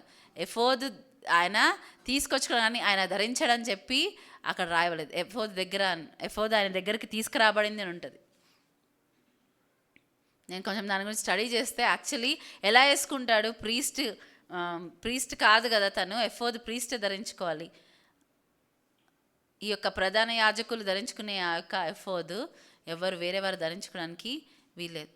ఆయన ధరించుకున్నప్పుడు అబియాతారు ఆయన ఎంక్వైరీ చేస్తాడు. ఏమని ఎంక్వైరీ చేస్తాడు, అడుగుతాడు, నేను ఫిలిస్తీన్లను చదువు అన్నమాట, నేను ఈ దండును తరిమిన ఎడల దాన్ని కలుసుకొందునా అని యెహోవా యొద్ద దావీదు విచారణ చేయగా, దావీదు ఏం చేస్తాడంటే విచారణ చేస్తాడు. ఇప్పుడు 16 నెలల తర్వాత దావీదుకి ఏమిటి తెలివి తెచ్చుకున్నాడు. ఇక్కడ ఏం చేస్తాడంట, ఎఫోద్ తీసుకురమ్మని చెప్పి ఆయన అక్కడ దాన్ని దేవుని యందు విచారణ చేశాడంట. అప్పుడు ఏమన్నాడు దేవుడు, యెహోవా తరుము, నిశ్చయముగా నీవు వారిని కలుసుకొని తప్పక నీ వారినందరినీ దక్కించుకొందువని సెలవిచ్చెను. హల్లెలూయా. నిశ్చయంగా నువ్వు వారిని కలుసుకొని తప్పక నీ వారిని నువ్వు దక్కించుకుంటావు.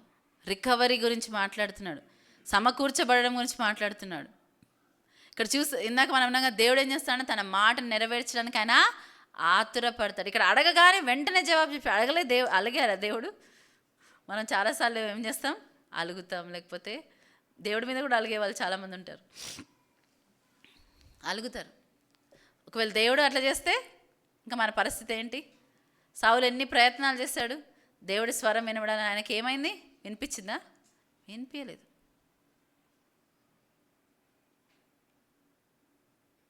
దేవుని స్వరము దూరం అయిపోయింది సౌలుకి. కానీ దావీదుకి ఏంటి, దేవుని స్వరముకి లోబడుతుంటే ఇంకా దేవుడు మాట్లాడుతూ ఉంటాడు.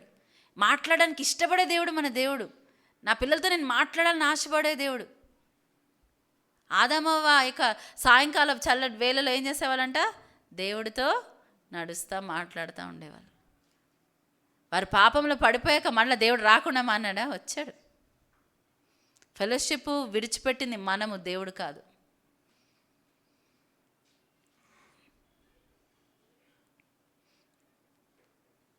ఒకవేళ వాళ్ళు పాపంలో పడిపోకుంటే డిఫరెంట్ ఉండేదేమో, ఏం జరిగేదో మనకు తెలియదు, సొల్యూషన్ ఏముండేదో మనకు తెలియదు. కానీ దేవుడు తన మాట ప్రకారము ఆ యొక్క ఏదైనాకి వచ్చాడో లేదా, పైన చూసి వీళ్ళని డిస్కార్డ్ చేసేయండి, పడేయండి, తోసేయండి, ఎక్కడైనా పడేసాను దేవుడికి తెలీదా? ఆదామా నువ్వు ఎక్కడున్నావు అంటే దేవుడికి తెలీదా? తెలుసు. కానీ దేవుడు మనందరికి కూడా అవకాశం ఇస్తాడు. ఆదాము కూడా అవకాశం ఇచ్చాడు నిజము చెప్పడానికి. ఆయన అన్న మాట ప్రకారము ఆయన ప్రతిరోజు వచ్చేవాడు, ఆ రోజు కూడా వచ్చాడు. కానీ దూరమైంది ఎవరు? ఆదాము అవ్వ. దేవుడు మరి ఇక్కడ నిలబడి ఉండడం, దేవుడు దావీదుని రాజుగా చేయడానికి ఆయన నిర్ణయించుకున్నాడు. ఆయన హృదయానుసరని చెప్పాడు, అది చేయడానికి ఇష్టపడుతున్నాడు. కానీ దావీదు ఏం చేశాడు? విసిగిపోయాడు, డిస్కరేజ్ అయిపోయాడు, డిసప్పాయింట్ అయిపోయి అది విడిచిపెట్టి వెళ్ళాలనుకున్నాడు. మరలా తిరిగి 16 నెలల తర్వాత తిరిగి రావాలని నిర్ణయించుకున్నప్పుడు ఎఫోదు దగ్గరికి వచ్చి ఆయన అడిగినప్పుడు ఏమిటంటే, ఎఫోదు ఆయన దేవుని యందు విచారణ చేసినప్పుడు ఏమైందంటే, తెప్పించుకొని ఎఫోదు ఆయన ఏం చేశాడు, దేవుడి యొద్ద విచారణ చేశాక ఏమైందంట, దేవుడు వెంటనే స్పందించాడు, వెంటనే ఇచ్చాడు జవాబు. నువ్వు ఎప్పుడు నన్ను అడుగుతావు, నేను చూస్తున్నా దావీదు అని అనుకుని ఉండొచ్చు. ఏం చేశాడంటే ఆయన కాబట్టి దావీదు 9వ వచనమ్మా. కాబట్టి దావీదు అతని యొద్దనున్న 600 మందియును బయలుదేరి బెసోరు వాగుగట్టుకు రాగా వారిలో 200 మంది వెనుక దిగ విడువబడిరి. మనం ఇక్కడ చూస్తే రికవరీ జరుగుతుంది. దేవుడు ఏమన్నాడు ఇక్కడ, నీవు పోగొట్టుకున్న దాన్ని పొందుకుంటావు, నువ్వు వెళ్ళు, నువ్వు వారిని మధ్యలో కలుసుకొని నువ్వు పోగొట్టుకున్న దాన్ని పొందుకుంటావు. హల్లెలూయా. దేవుడు ఏదైనా మార్గాలు మనని విడిచిపెట్టమంటే అవి విడిచిపెట్టి, దేవుడు ఒకవేళ అన్ని డోర్స్ క్లోజ్ చేస్తున్నాడంటే ఏం మాట్లాడాలనుకుంటున్నాడు దేవుడు నాతో, వెయిట్ చేసి ఆలకించాలి. సౌలు దేవుడి మీద ఉన్న ఆసక్తితో, సౌలు అంటే కొత్త నిబంధన సౌలు గురించి మాట్లాడుతున్నా, సౌలు పౌలుగా మార్చబడ్డ సౌలు గురించి నేను మాట్లాడుతున్నా. దేవుడి మీద ఆసక్తితో ఏంటంటే సంఘాన్ని హింసిస్తూ దేవుడు సేవ చేస్తున్నా అని చాలా గొప్పగా అనుకున్నాడు. ఇంకా అందరికీ అది అంగీకారంగా ఉందని ఇంకేం చేశాడంట, దమస్కుకు వెళ్తున్నాడంట. ఏమని దమస్కుకు ఎలా వెళ్తున్నాడు, దీని ఏమంటారు, వారిని అక్కడ ఉన్న క్రైస్తవులను హింసించడానికి పత్రాలు ఆథరైజేషన్ తీసుకొని వెళ్తున్నాడు, పర్మిషన్ తీసుకొని వెళ్తున్నాడు. ఏమైందంట, మార్గం మధ్యలో దేవుని ఎదుర్కొన్నాడు. ఆయన అనుకున్నదంతా తారుమారైపోయింది. ఆయన ఏం చేస్తాడు, 3 దినములు ఆ యొక్క స్ట్రైట్ అనే స్ట్రీట్లో ఆ మార్గంలోకి వెళ్ళి ఏం చేస్తాడంట, 3 దినములు ఆహార పానము లేకుండా అక్కడ వేచి ఉన్నాడు ఆయన 3 days. అననీయాస్ వచ్చి అప్పుడు ఆయన పర్పస్ ఏంటో ఆయనకి బయలుపరుస్తాడు. పరిస్థితులు వ్యతిరేకంగా ఉన్నప్పుడు లేదు అని తిరుగుబాటు చేయలేదు. ప్రభువా నువ్వెవరు ప్రభువా, నేను అనుకున్న దాన్ని నువ్వు తారుమారు చేస్తున్నావు, సౌలా నువ్వు నన్ను ఎందుకు హింసిస్తున్నావు అంటే, ప్రభువా నీవెవరు.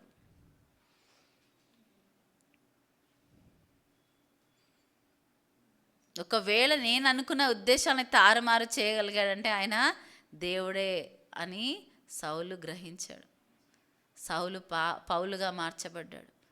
ఆయన చూస్తే ఆయన ఇంకా అరేబియాలో కూడా ఎన్నో సంవత్సరాలు ఆయన ఉండి పరిశుద్ధాత్మ చేత ఆయన బోధింపబడ్డాడు, నేర్చుకున్నాడు.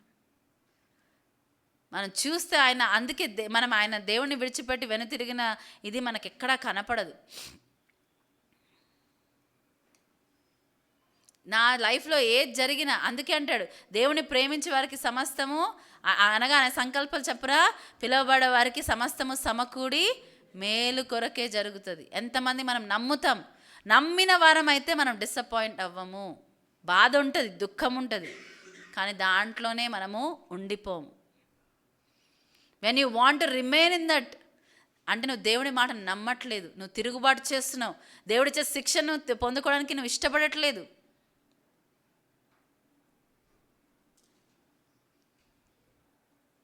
అందుకే ఇంకా దుఃఖముఖు మనం హన్నా గురించి చూస్తే ఉంటే ఆమె ఇంకా దుఃఖముఖురాలు కాలేదంట. దేవుడి నుంచి మాట పొందుకుంది.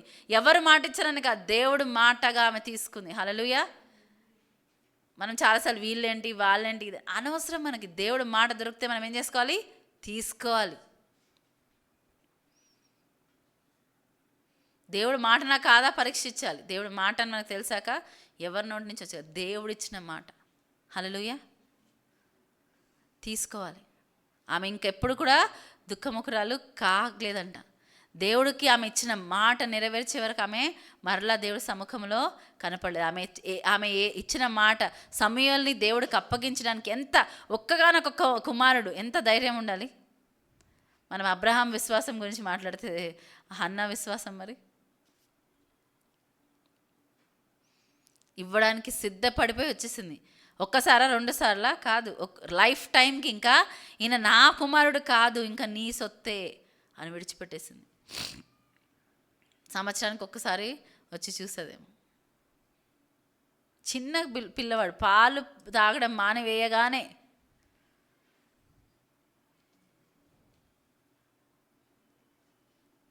ఇంకొక వ్యక్తి ఉంటాడు, యోనా. ఆయన దేవుడి కన్నా చాలా నీతిమంతుడు అనుకుంటున్నాడు. ఇక్కడ మనం చాలాసార్లు దేవునికి సహాయం చేయడానికి దేవుడి కన్నా ఎక్కువ ప్రేమ కలిగిన వాళ్ళు, ఎక్కువ ఆసక్తి కలిగిన వాళ్ళలాగా చేస్తాం. దేవుడు ఒకటి విడిచిపెట్టమంటే విడిచిపెట్టడానికి సిద్ధంగా ఉన్నామా? దేవుడు ఒకటి చేయమంటే చేయడానికి సిద్ధంగా ఉన్నామా? మనం ఒక నియమించిన కాలం కన్నా, నియమించిన దానికన్నా దుఃఖముఖులుగా, ఓవర్గా దుఃఖపడడం, ఓవర్గా ఒక దానికోసం ఇచ్చేయడం దేవుడు చిత్తము కాదు. ఇక్కడ వాళ్ళు చూసారు కదా, మరీ ఏడ్చేంత ఓపిక లేనంత ఏడ్చాక ఏం చేశారు?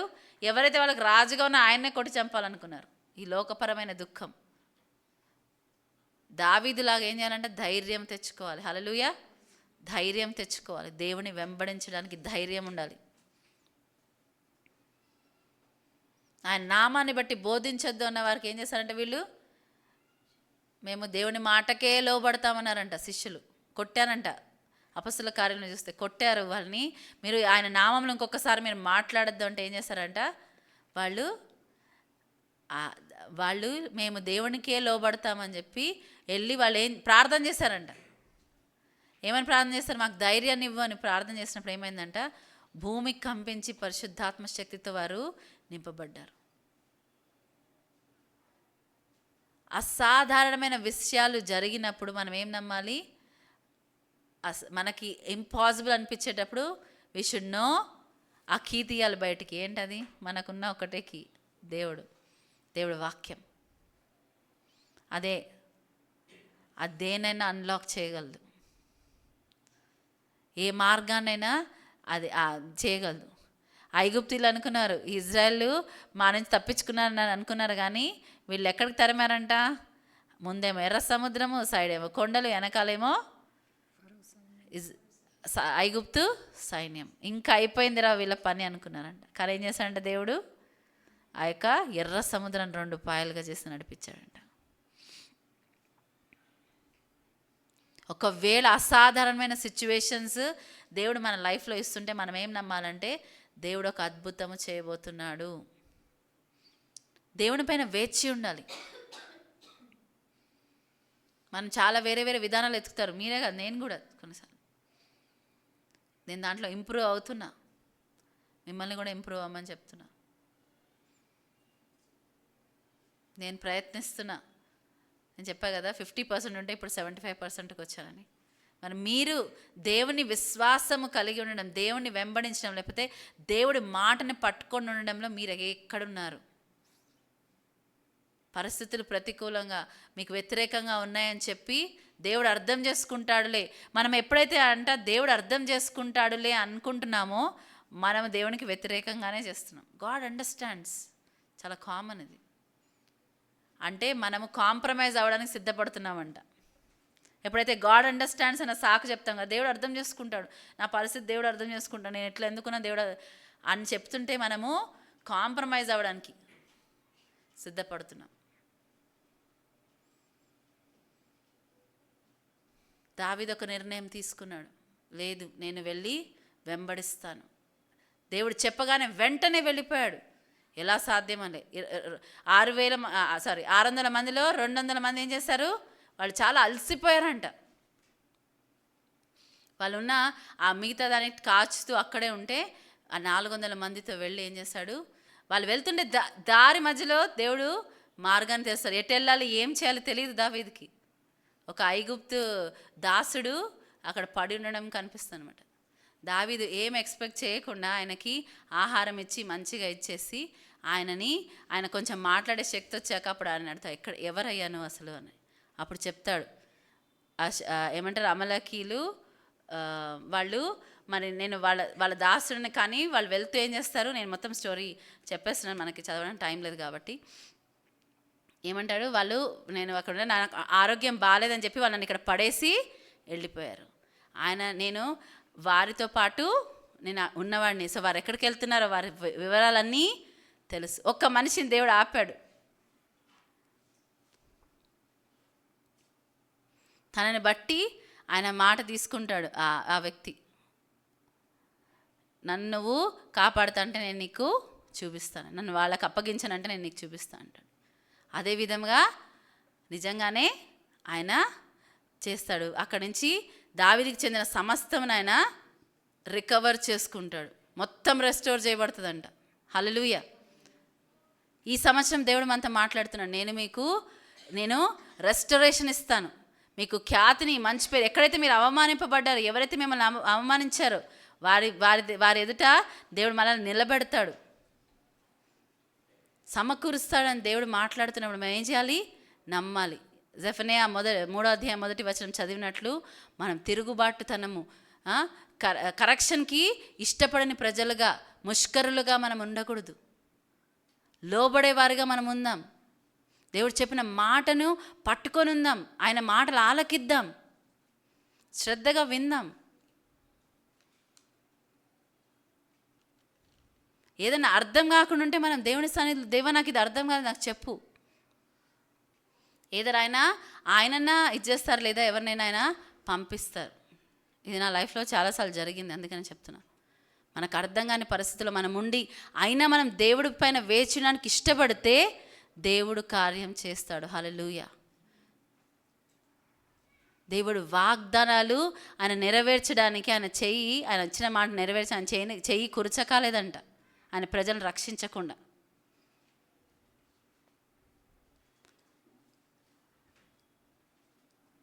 సో మనము ఈరోజు ఒక తీర్మానం తీసుకోవాలి. మనం ఏ విధంగా ఉంటాం? మనం దావీదు వలె ధైర్యం తెచ్చుకొని, మనము దేవుడు నా పట్ల, మీ పట్ల, మనందరి పట్ల పెట్టిన ప్రణాళికను, ఉద్దేశాన్ని నెరవేర్చడానికి నేను ముందుకు కొనసాగిపోతాను. ఇప్పటివరకు డిసప్పాయింటెడ్గా ఉన్నా, డిస్కరేజ్డ్గా ఉన్నా, గివప్ చేసేసాను దానిపైన. కానీ నేనేం చేస్తాను? I will pursue it. దేవుడు అంటున్నాడు, వెంబడించు, తెచ్చుకో, నీకు సంబంధించి తెచ్చుకో. చాలాసార్లు దేవుడు తీసుకొచ్చి మళ్ళీ మన ఒళ్ళో వేయాలనుకుంటాం. కాదు, నీ యొక్క వాగ్దానం కోసం నువ్వు పోరాడాలి. దేవుడు అన్నీ చేసి నీకు ఇచ్చాడు, దాన్ని కాపాడుకునే బాధ్యత నీది, నాది, మనది. ప్రార్థనలో పోరాడు, విశ్వాసంతో పోరాడు, ఇచ్చింది నెరవేరుస్తాడు దేవుడు. హల్లెలూయా. ఆయన నెరవేర్చకుండా మానడు. కానీ మనము ముష్కరులుగా ఉంటున్నామా? లోబడని వారిగా ఉంటున్నామా? ఆలకించని వారిగా ఉంటున్నామా? ఇవి మనలో ఉంటే ఈరోజు మనం వాటిని విడిచిపెడదాం. లేదు, దేవుడు చెప్పాడంటే చేస్తాడు. నేను మరలా ఆయన దగ్గరికి తిరిగి వెళ్తాను. జిక్లాక్ వంటి పరిస్థితుల్లో మనం ఉంటే థ్యాంక్ యూ జీసస్, జిక్లాక్ని బట్టి నీకు వందనాలు. నేను ఎటు వెళ్ళలేని పరిస్థితిలో ఉన్నా, ఏమి చేయలేని పరిస్థితిలో ఉన్నా అంటే దాన్ని బట్టి మనం ఏం చేయాలి? ఫస్ట్ థ్యాంక్ యూ, నువ్వు ఇది చేసినందుకు నీకు వందనాలు. ఎందుకంటే నన్ను సౌలులాగా విడిచిపెట్టలేదు, దావీదులాగా పట్టుకుంటున్నావు. హల్లెలూయా. సౌలుకి నా కృపను దూరం చేసినట్టు నేను నీకు నా కృపను దూరం చేయనంటాడు. ఇంకేం కావాలి మనకి? ఆయన కృప మనకి చాలు. మనం విన్నాం కదా, ఆయన కృప మనకి చాలు. ఆ కృపను పైన ఆధారపడదాం,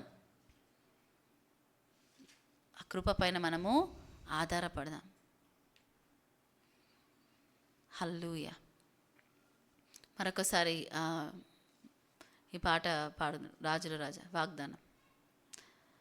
అందరం లేచి నిలబడి మనం ఒప్పుకుందాం. యేసయ్యా, గాఢంధకారపు లోయలో నేను నడిచిన, అపాయం ఏది నా యొద్దకు రాదు, ఎందుకంటే నీవు నాతో ఉన్నావని. నీ దుడ్డుకర, నీ దండం నన్ను ఆదరిస్తుందని. అవును, నీ కరెక్షన్ నన్ను ఆదరిస్తుంది ప్రభువా. ఒప్పుకుందాం. Hallelujah. Yes Lord, thank you Jesus, thank you, thank you God, thank you, thank you Lord. Hallelujah, hallelujah. ప్రతి ఒక్కరితో దేవుడు ఏదో ఒక మాట మాట్లాడి ఉన్నారు. జ్ఞాపకం చేసుకుందాం. ఏం చెప్పారు మనకు ఆయన? నేనేం చేస్తున్నాను? నేను ఎక్కడున్నా? నేను ఫిలిస్తీన్ల క్యాంపులో ఉన్నానా? నా జిక్లాక్ తగలబడిపోయిందా? నా వాళ్ళే నన్ను కొట్టడానికి వస్తున్నారా? నేను అలసిపోయిన స్థితిలో ఉన్నానా? నేను అన్ని గివప్ చేయడానికి, దేవుడిచ్చిన మాటను గివప్ చేసే స్థితిలో ఉన్నానా? దేవుడు మరలా పిలుస్తున్నాడు. తన ప్రజల్ని తన యొద్దకు రమ్మని ఆయన పిలుస్తున్నాడంట. హల్లెలూయా. నేను సమకూరుస్తాను, నీతో నాతో I will restore their fortunes. నేను మరలా వారిని సమకూర్చదని అంటాడు. హల్లెలూయా. నమ్ముదాం మనం. ఆయన వాగ్దానాలపైన ఆధారపడదాం. వ్యక్తిగతంగా ప్రతి ఒక్కరితో దేవుడు మాట్లాడినారు. నాకు తెలియకపోవచ్చు, అది మీకు దేవుడికి మధ్యలో ఉండొచ్చు. కానీ ఈరోజు నువ్వు నేను దావీదు వలె ధైర్యం తెచ్చుకోవడానికి ఇష్టపడుతున్నామా? ప్రభు అనే నీ వాడను, నన్ను నువ్వు దర్శించు అని అడగడానికి ఇష్టపడుతున్నామా?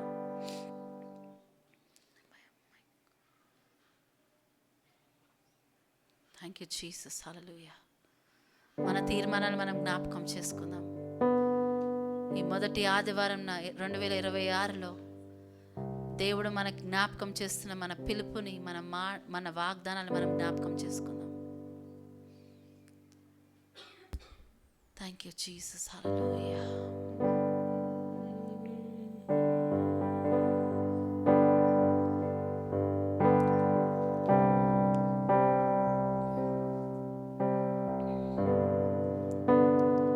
ఎవరికి వారు వ్యక్తిగతంగా మరి వర్షిప్ టీం పాడుచుండగా మన కమిట్మెంట్ నిర్ణయం చేసుకుందాం.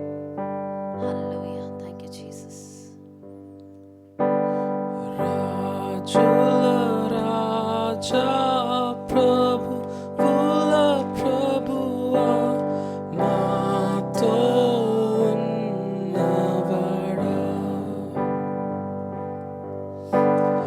ఇచ్చిన మాట తప్పనివాడా, స్థిరపరచువాడా,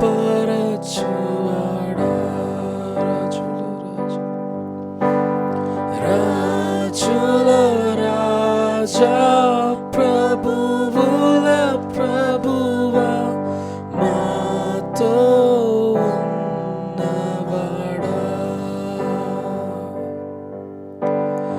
ఇచ్చిన మాట తప్పనివాడా, స్థిరపరచువాడా, భయపడను,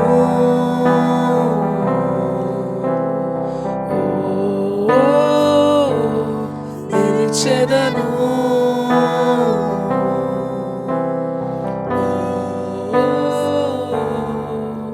నీ వాగ్దానము దృఢపరచును,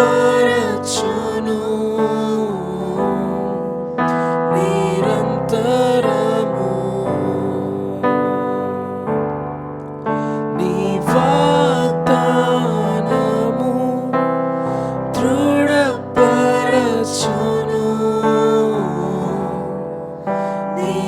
నిరంతరము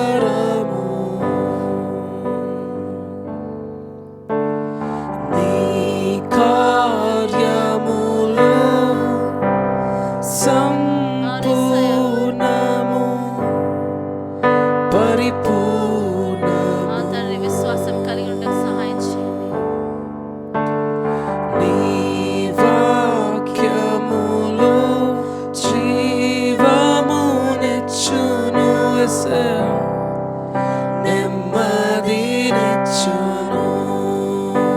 నీ కార్యములు, నీ కార్యములు సంపూర్ణము, పరిపూర్ణము, నీ వాక్యములు, నీ వాక్యములు జీవమునిచ్చును, నెమ్మదినిచ్చును, భయపడను,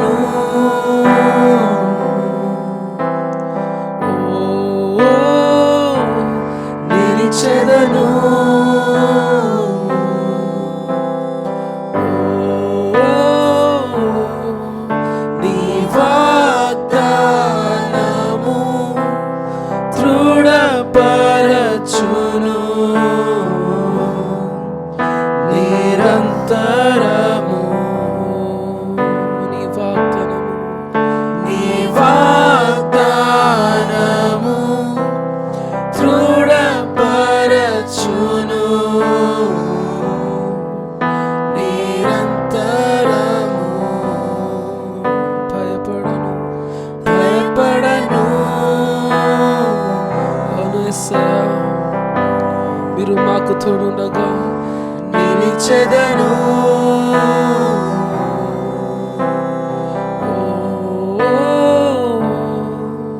నీ వాగ్దానము దృఢపరచును నిరంతరము. నీ చిత్తమే జరుగును. నీ సన్నిధే జయమిచ్చును. నీ చిత్తమే జరుగును. ఆమేన్ ఆమేన్. నీ సన్నిధే జయమిచ్చును.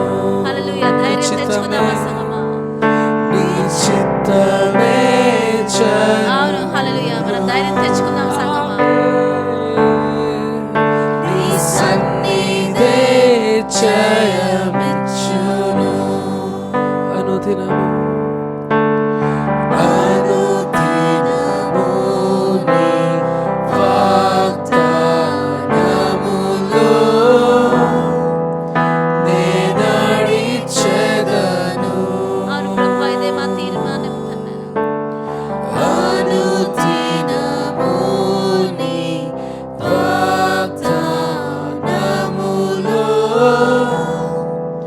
నే నడిచెదను.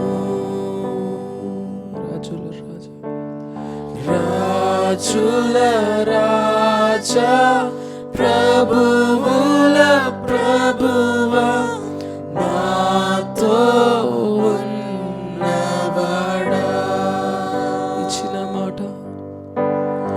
ఇచ్చిన మాట తప్పని వాడా స్థిరపరచువాడా.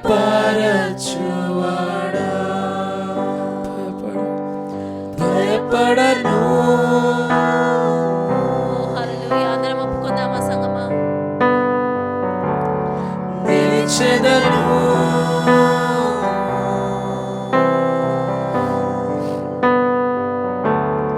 భయపడను.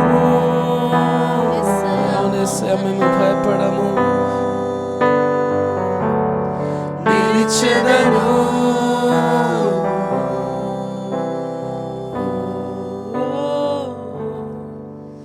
నీ వాగ్దానము దృఢపరచును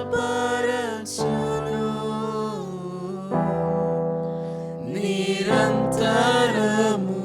హల్లెలూయా. థాంక్యూ జీసస్ నాయనా. నీ వాగ్దానాన్ని బట్టి నీకు వందనాలు. నేను భయపడను ప్రభా. మనం ప్రతి ఒక్కరం తీర్మానం తీసుకుందామా, చేద్దామా? దేవుని సన్నిధిలో హల్లు ఒప్పుకుందామా? ఆయన మనకు సహాయం చేస్తాడు. మనం తీర్మానం తీసుకుంటే ఆయన మనకు కావాల్సినవన్నీ సమకూరుస్తాడు. ఓ హల్లెలూయా. మరి వారిని వెంబడించాలని వారు నిర్ణయించుకున్నాక దేవుడు సమకూర్చబడడానికి కావాల్సినవన్నీ ఆయన ప్రొవైడ్ చేస్తాడు. హల్లెలూయా. ఆయన మనకు కూడా ప్రొవైడ్ చేసే దేవుడు. మనము ఆయన మార్గంలో నడవడానికి ఇష్టపడదాం. ఈ యొక్క ఉదయకాలంలో, ఈ మధ్యాహ్న కాలంలో మనం ఒప్పుకుందామయ్యా, నీ వాగ్దానాలు నేను నమ్ముతున్నానయ్యా, నువ్వు నెరవేరుస్తాను. నేను భయపడను ప్రభు, నేను నిలుస్తాను ప్రభు అనైనా. నువ్వు ఎక్కడైతే నన్ను నిలబెట్టావో అక్కడ నేను నిలబడతాను. నేను భయపడకుండా నిలబడతాను. ఓ హల్లెలూయా. నాకు అర్థం కాకపోవచ్చు, నాకు ప్రతి పరిస్థితి ప్రతికూలంగా అనిపించవచ్చు, కానీ నేను నిలబడతాను ప్రభు. ప్రొవిజన్ ఇచ్చేవాడవు నీవు, నైనా సమకూర్చేవాడవు నీవు. నన్ను నైనా ఆగక సాగిపోమంటున్నావు ప్రభు. సాగిపోవడానికి మీ కృపను అనుగ్రహించండి. నాకు, మాకు, ప్రతి ఒక్కరికి ప్రభు కృపను అనుగ్రహించిన ఆయన. మేము ధైర్యము తెచ్చుకొని పని కొనసాగించే కృపను మాకు దయచేయండి. నువ్వు అన్న మాటలు నువ్వు నెరవేరుస్తావేసా. మేము నమ్ముచున్నాము. వ్యక్తిగతంగా, కుటుంబాలుగా, సంఘముగా చేసిన సంఘానికి మేము చేసిన వాగ్దానాలన్నీ మేము జ్ఞాపకం చేసుకుంటున్నామయ్యా. మీరు వాటిని నెరవేర్చడానికి సమర్థులు ప్రభువా. Thank you Jesus. సహాయం చేయండి, కృపను అనుగ్రహించండి. వారినైనా అంతనైనా వారు ఎక్కడ వారి యొక్క నైనా అంతనైనా మరి కుటుంబము మరి నేను అవును తండ్రి, నేను వారికి ఇచ్చిన ఆ యొక్క ధనము సంపద ఇక్కడ పోయిందో ఎరగకుండానే నువ్వు వెళ్ళమనగా వారు ఆరంభించారు ప్రభు వారి ప్రయాణం. మార్గంలో వారికి నేను రిసోర్స్ని దయచేస్తావు ప్రభు. ఆ ఐగుప్తిని ప్రభు, ఆ దాసును సిద్ధపరిచి ఉంచావు వారిని ఆ డెస్టినేషన్కి తీసుకెళ్ళడానికి. ఈ దినమున ప్రభు మేము అడుగుతున్నాము, మేము నన్ను అవును తండ్రి వెళ్ళవలసిన మార్గంలో మేమైతే నిర్ణయం తీసుకున్నాము. మేము నన్ను ఆ సమకూర్చబడే ఆ యొక్క ప్రక్రియలో ప్రభు, ఈ దినమున మేము నిన్ను వెంబడించడానికి తీసుకున్న నిర్ణయములో నాకు కావలసిన సహాయాన్ని మీరు రిలీజ్ చేయమని అడుగుతున్నాము. యేసు నామములో కావలసిన సహాయం రిలీజ్ అవును గాక. ఆ సహాయం రిలీజ్ అవును గాక. ఆ సహాయం రిలీజ్ అవును గాక. సంఘముగా, కుటుంబాలుగా, వ్యక్తిగతంగా మీ సహాయం మాకు దొరుకును గాక. మీ కృప మాతో ఉండును గాక. మేము నీ కృపలో నిలిచి ఉండేటట్టు మాకు సహాయం చేయండి. Thank you Jesus. నీకే వందనాలు, స్తుతులు, స్తోత్రాలు చెల్లిస్తూ యేసు నామములో ప్రార్థించి వేడుకున్నాం తండ్రి.